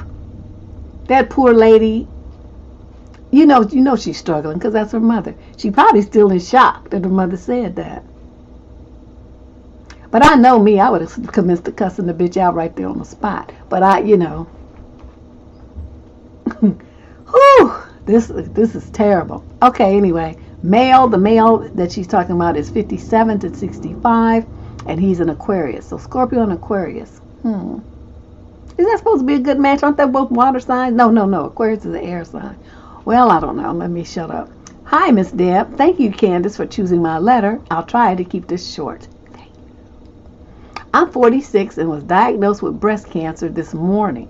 Oh, my God.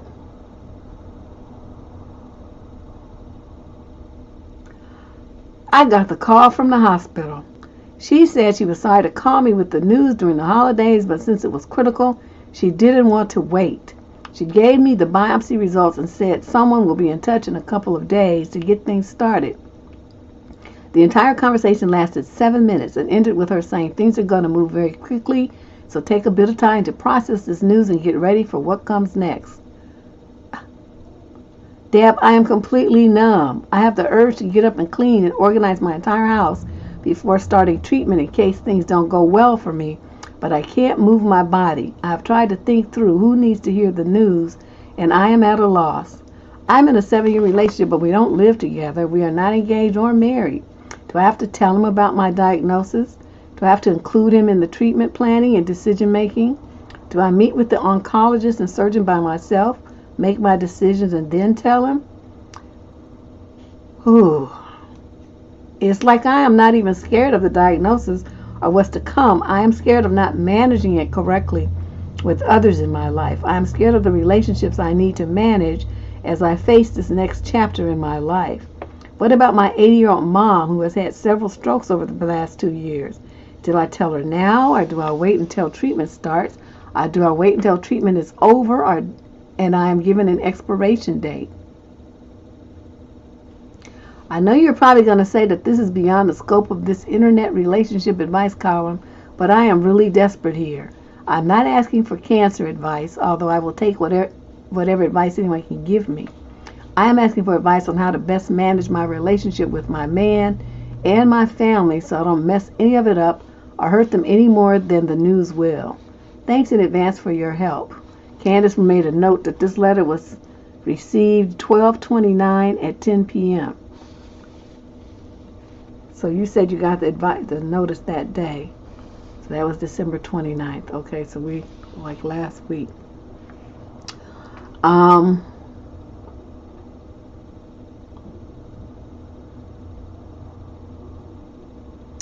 This is hard. Okay, think about this part. What kind of support has this 7-year relationship man shown you in the past? Think about when you've been sick. Flu, colds, cramps, sprained ankle, migraines. I mean, what kind of way does he respond to those kind of things? That would give you an idea of what you're dealing with. If he can't even handle that kind of stuff and be sympathetic and supportive during those kind of situations, he would not be one to tell anything like this to. Wouldn't be able to handle it. If on the other hand he is, like, when your mom had her strokes, he was right there with you, providing support and encouragement. When you were sick, he was right there. You could depend on him, all this kind of stuff. You're the only one that knows the answer to that, so you think about that.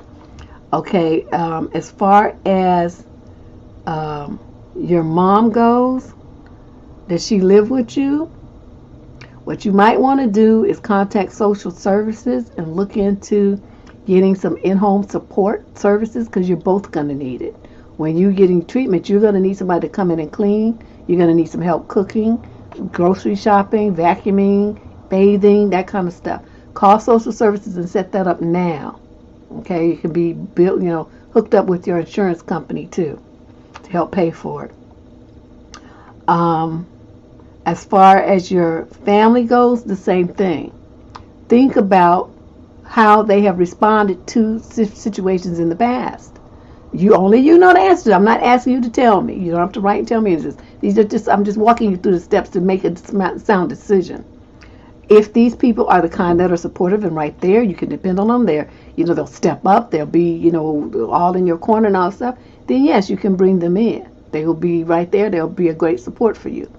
If not, and you're going to be put in a position where they're going to flip it around so it's more about them. Oh my God, my sister, my mama, okay, it's going to be, so you're not only having to manage your own situation, but you got to manage their emotions too. Then don't tell them anything. Reach out to your healthcare provider and see what they have, because sometimes they have like people who are like how when a woman's having a baby, they have a doula. I don't know what they call it when someone's going through cancer treatment, but the people are basically, they step up and they step in as your support system to kind of guide you through the medical treatments, the practices, making sure your paperwork is in order if you get one of the kind of diagnosis that, the last minute thing that you're talking about, last, steps kind of situation. Think about all this kind of stuff. I'm really hating that I have to answer this, but I'm doing it because I know how desperate, I could just feel your desperation through the words. And I'm sorry, this is the best I can come up with, off the top of my head. I'm going to hope that Candace kept this letter, though, that has your email on it. And if I think of anything else, because you don't even say where you are, it just says USA. I mean, that could be anywhere. If I knew more where you were, I have some friends in different parts of the country that have gone through, breast cancer treatment, reconstruction, and the whole thing that I could, hook you up with if they're in your area. But USA, you didn't give us much to go on here. But, meeting with the oncologists and the surgeons by yourself and all that kind of stuff, you think about that, what I said. What kind of personality does this guy have? Have you been able to depend on him in the past? If the answer is yes, then you can bring him with you. If the answer is no, and he's going to be sucking you dry, your energy is going to be directed to managing his emotions, then you go by yourself. Okay? You go by yourself.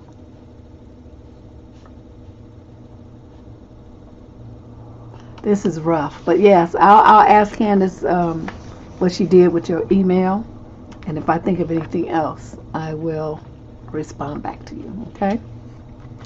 That's all I can think of right now. I'm kind of like reeling. I haven't really got, but she's gonna get that from social services or from the hospital. Somebody wrote, a case manager, but that's what I was saying. They have, I don't know what it's called, but it's like a, they support women who are going through this. Like I said, when we're expecting, it's called a doula. I don't know what it's called, when it's involving cancer, what their term is. But what they do, they step in and they provide you support and guidance through treatments and recommendations and support with the legal system if you need, paperwork drawn up and all that kind of stuff. They help you navigate, assistance for your home, all that kind of stuff. They help, do that. But I don't know what it's called. But if you call a cancer center or something, I'm sure they could refer you to someone, okay? Well, yeah, but she didn't say where. She just said USA. So anyway, they're putting some suggestions in the chat, so just take a look at that. Question number 20, male, 22 to 27, somewhere in the UK, he wrote. I have a friend that is delusional, and I'm starting to worry about women in his future. I need suggestions on what I should do or say to him, if anything.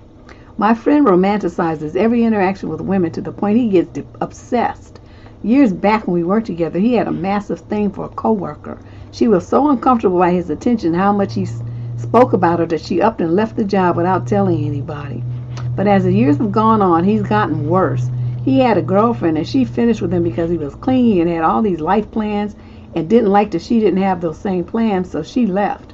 Now he's, quote, in love with a cam girl. He says it's love and they're going to be together once everything has settled down and she can move to his country. I've tried telling him that she doesn't really like him like that, but he says I'm wrong and I don't know what I'm talking about. Oh, this letter's long. She told him it's not going to happen, and I told him it's not going to happen, and his dad told him it's not going to happen, but we're all wrong. He acts like a controlling boyfriend with her. He has her number and they Skype. He pays for her time. And while he's paying, she's letting him get away with acting like this. He rings her, texts her, and emails her a dozen times if she doesn't reply quick enough or her answers aren't clear enough. He tells her that her job is disgusting and that the men watch are vile, even though he is one of them. He keeps pestering her to get a different job so she can move over here to the UK, allegedly from Romania. She mentioned wanting to see the world, so now he's pushing for her to become a flight attendant. And while she's letting him get away with acting like this, the more he's getting into his head that it's okay to act like that. In his words, if she didn't mind, she wouldn't allow it. But he doesn't seem to understand that she'd block his number because of how he was acting and only unblocked it because he sent her money. I've told him that she's allowing it because she's being paid to allow it. Now he's saying he's thinking of complaining to the campsite of trying to get her taken off so that she's forced to fall back on him. From Romania. I told him that what he's doing is not okay at all, but I'm just met with a what would I know kind of attitude.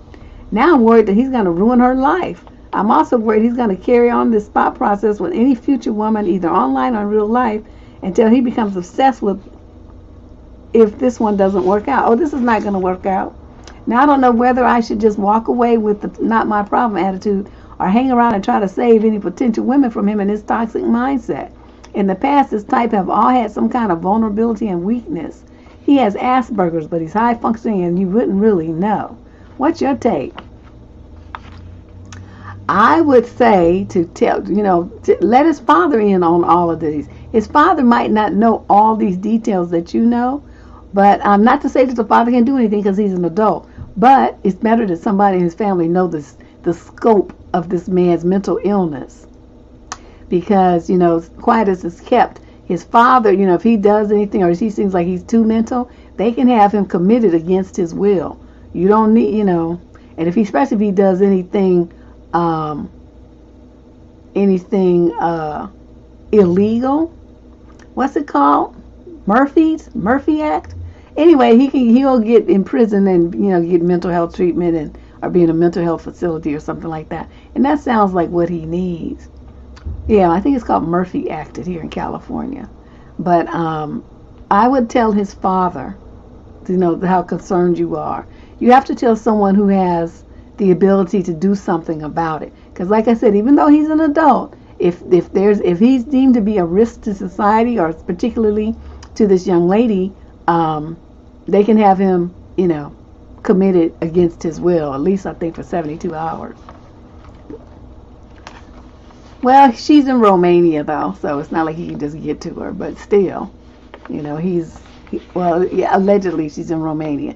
She got him believing she's in Romania. So what's he going to do, fly to Romania and walk around until he finds her? Good luck with that. Question number 21, male, 28 to 34, Columbus, Ohio.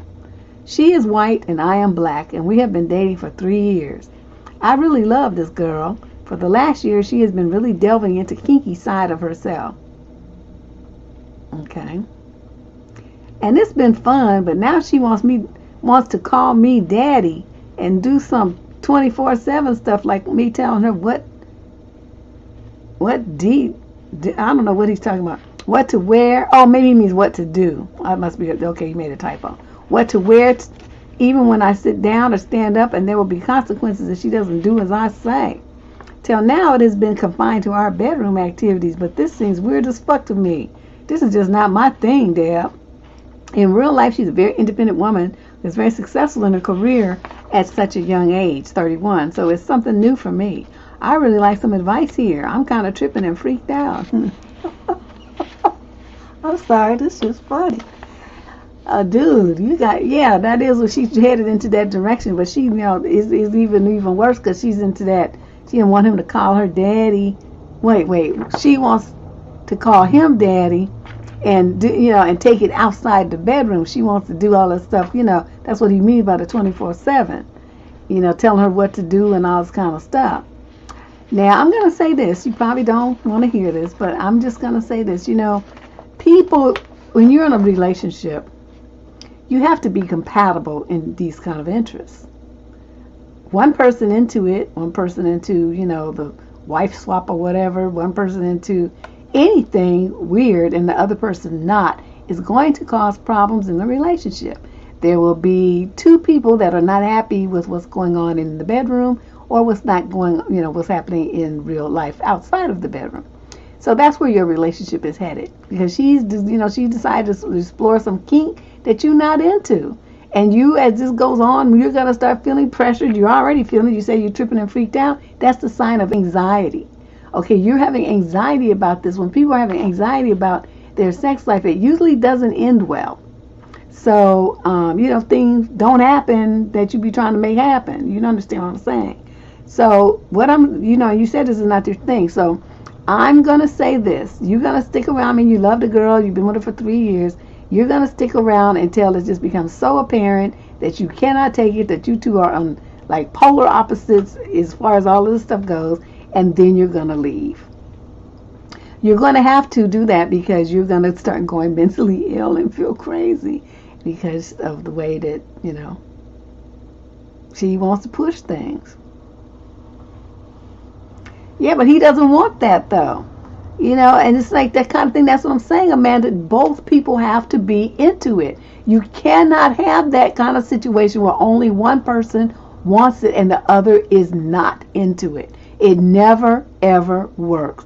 Even if he were to try it, he would be so freaked out and icked out that he wouldn't, want to do it. Like I was telling y'all, like, how these dudes, when they want to dress in girls' clothes and stuff, I would probably do it. The one time I would put them, go put that on and twirl and model. Let me see all your pink stuff. And put them big old size 12 high heels on, so walk around so I could see you look pretty. And I would do it, and I would write about it on my blog and just dog him. That's what I would do, because that's not me. I mean, I want to see it though, just out of curiosity. But I would dog him, and I'm straight telling. So anybody who's thinking that they're going to get with me and try some freak shit like that, be ready to be blasted on all the social media all over the world, full with pictures and a full description.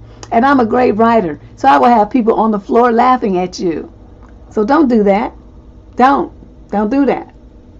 Don't give me fodder to clown you. That would not be a good idea.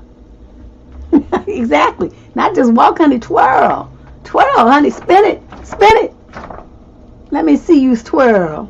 I would be saying all kind of stuff and just marking it in my mind for how I'm going to write about it and destroy this person later. That's how evil I am. But I mean, it turns you on to be all like that. It's not a turn on for me to see a man looking like that. That's not cute. It's not sexy. So that's what I'm saying, dude. I mean, that's where you guys are headed. There's nothing you guys are young, 28 to 34, and that's what her interest in, and yours is not. So she gonna go left and you gonna go right, and that's gonna be the end of your relationship. Question number 22. Female, 28 to 34, from New Haven, Connecticut. My boyfriend says there is no timeline for marriage. I feel doomed because I completely disagree. Why are you doomed? You just need a new boyfriend. We were cleaning up after Christmas dinner at my family's house, and the topic of marriage came up because he wants me to come with him to his friend's wedding in February. He says they have been together for 10 years and are now getting married. And something made him say there wouldn't be a timeline for marriage. I told him if I'm dating somebody for 10 years, I better get married before that 10-year mark. That's too long. On top of that, since he wants to have kids with me, how am I going to have kids if I'm not married first? That's how it is for me, at least. If there's no marriage at the end of a relationship, it would be a complete waste of my time at this age. So yes, there's absolutely a timeline. So let's see, 28 to 34. And you don't say where and there you are. Okay. So yes, there's absolutely a timeline. So what are you and the squad's thoughts on this? Oh, I'm totally in your corner on this. And what you need to do is, okay, so let's see, usually women say how long that they've been in a relationship, but you didn't say. That's a shock. How long you been dating this guy? You don't say at all, but you say he's trying to have you around for February to go with him to somebody's wedding. He could have just been saying that to fill you out, to see if you would be stupid like the girl that his friends married and stay around for 10 years, but you already told him that ain't happening, Captain. That ain't this kind of party. I'm going to tell you this other thing. Keep your birth control tight so that you don't get pregnant and have a baby and be somebody's baby mama with some man who's not trying to marry you. Okay? Understand what the handwriting is on the wall. And what you need to tell him is like, look, you talking about you want to have kids and shit, but you're not trying to get married? Is that what you're telling me? Because I'm telling you, ain't shit coming out of me unless I'm somebody's wife. I'm not doing that. And this is the time for you to stand up and explain your boundaries and what you will and will not accept. Most men will rise to the occasion if they want you, and he has his dream to have kids with you. Then he's gonna marry you because he knows it's the only way he's gonna get them. But a lot of these women are stupid, and so they want to be having babies by men that they just dating, men that they've known for a month even. All kind of stuff be going on, and they just giving all these husband privileges to men that are not their husbands. I say they're dumb, but you do what you want to do. But I would just tell you to say that to him. And say, is that what you, bug in my face. Is that what you're trying to tell me? And then if he says, well, yes, I don't feel pressured. And say, okay, well, let's end this then. Because I want a man who does want that and does see that as a necessary framework around which to build his life and to have a family.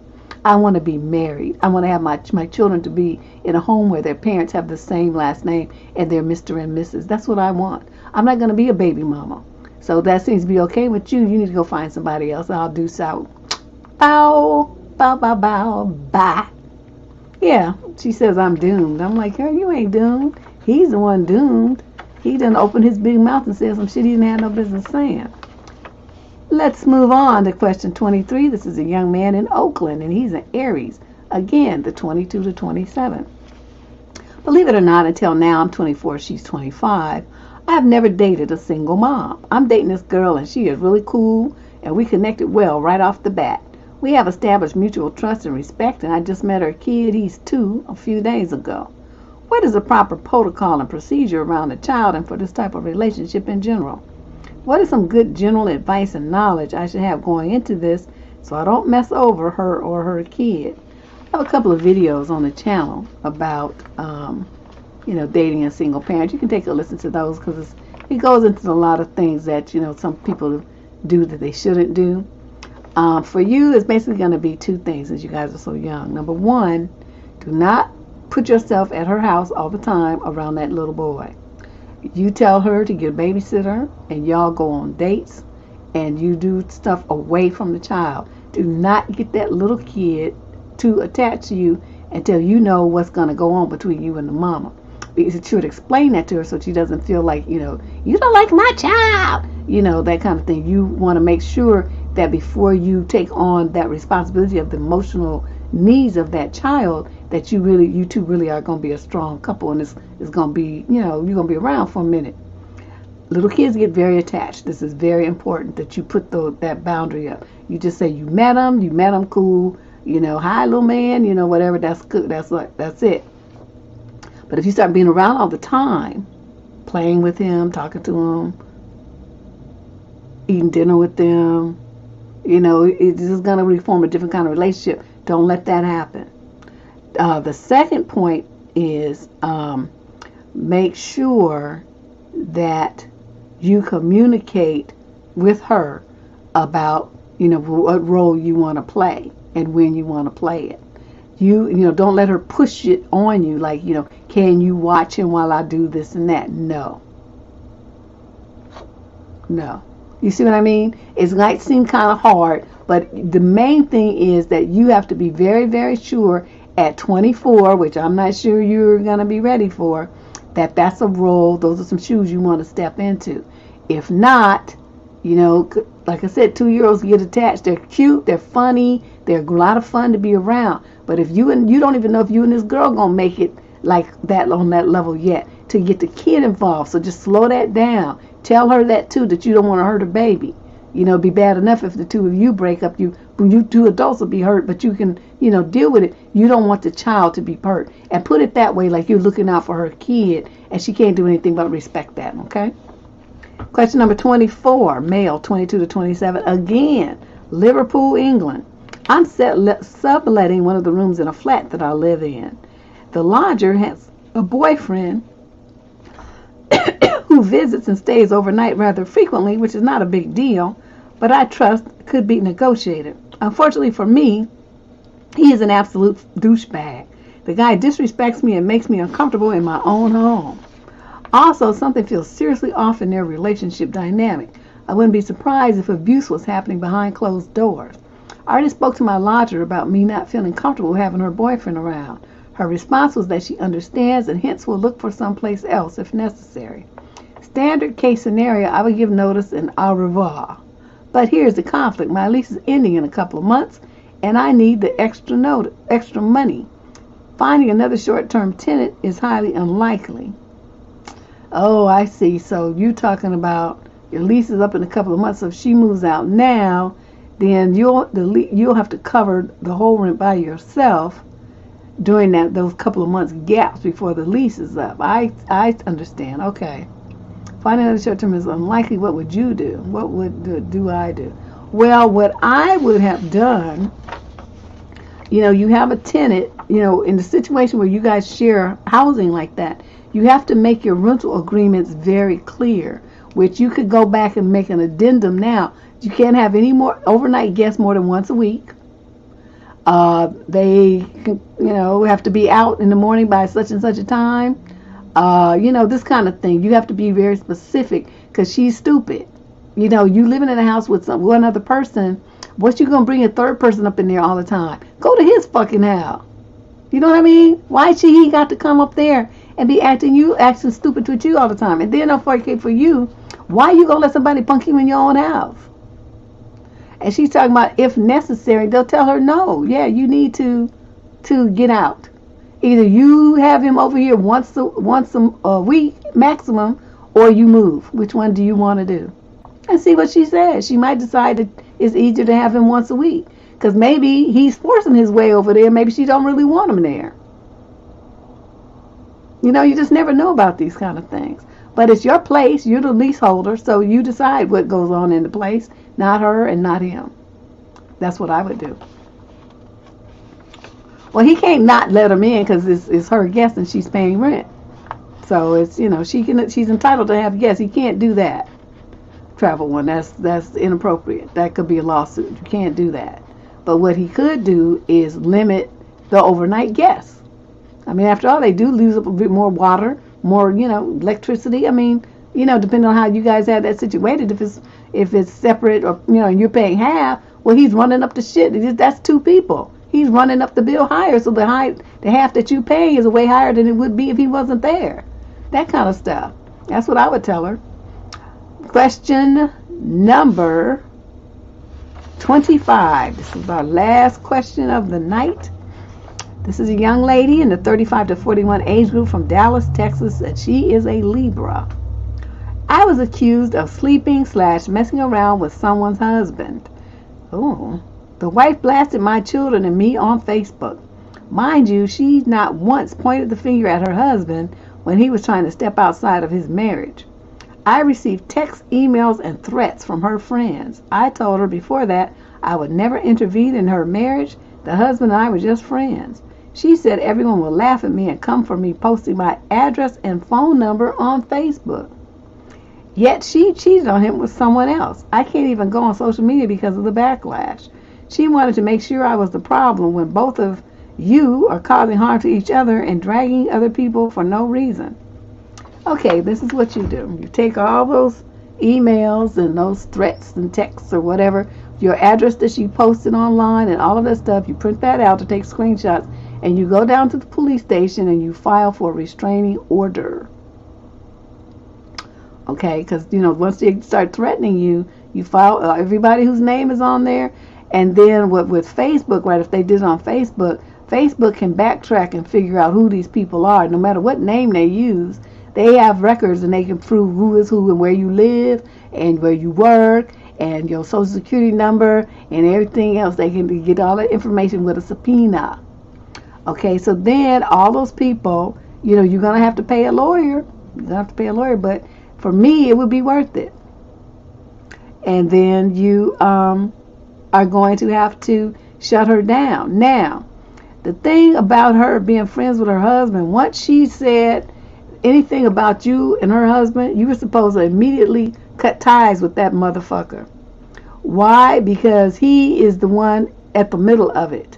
Whatever he did that was having her believe that you are, some kind of competition, that's his fault. So you don't be friends with a man like that. Okay? Because he's getting you involved in some bullshit.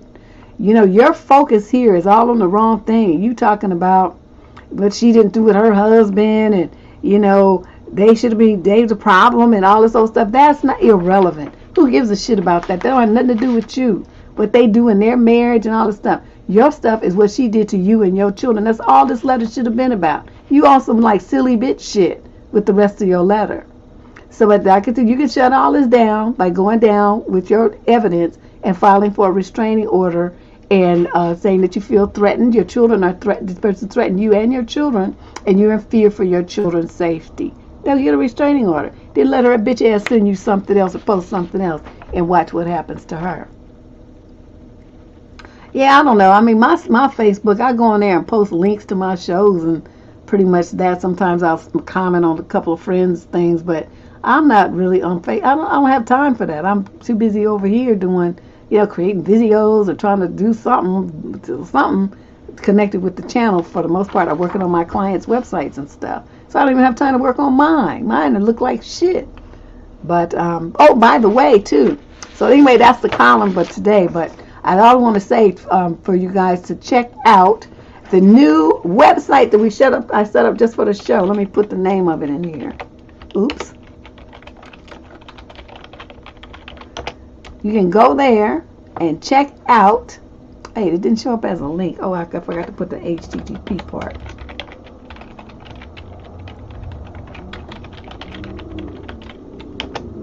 That work? I don't know, whatever. Anyway, you go there and you can see the website that I set up just for the show, and it's going to have the calendar of events for February. So that's where you will go to find out, what guest is coming up, what the topic is, date and time of their show or their interview and all of that kind of stuff. So yes, it is just less than a month. That's why I'm sweating over here. Ash is like, it's just less than a month. I know. Why you think I'm so tripping so hard? But that's our show for tonight. Be sure to like the video, share a link or two. Don't have to be this one, anyone. And subscribe to the channel if you have not already. Getting us ready for February 2022. We're going to be talking about how to win at life. I've already got a lot of guests booked for the show. And, with some very interesting topics.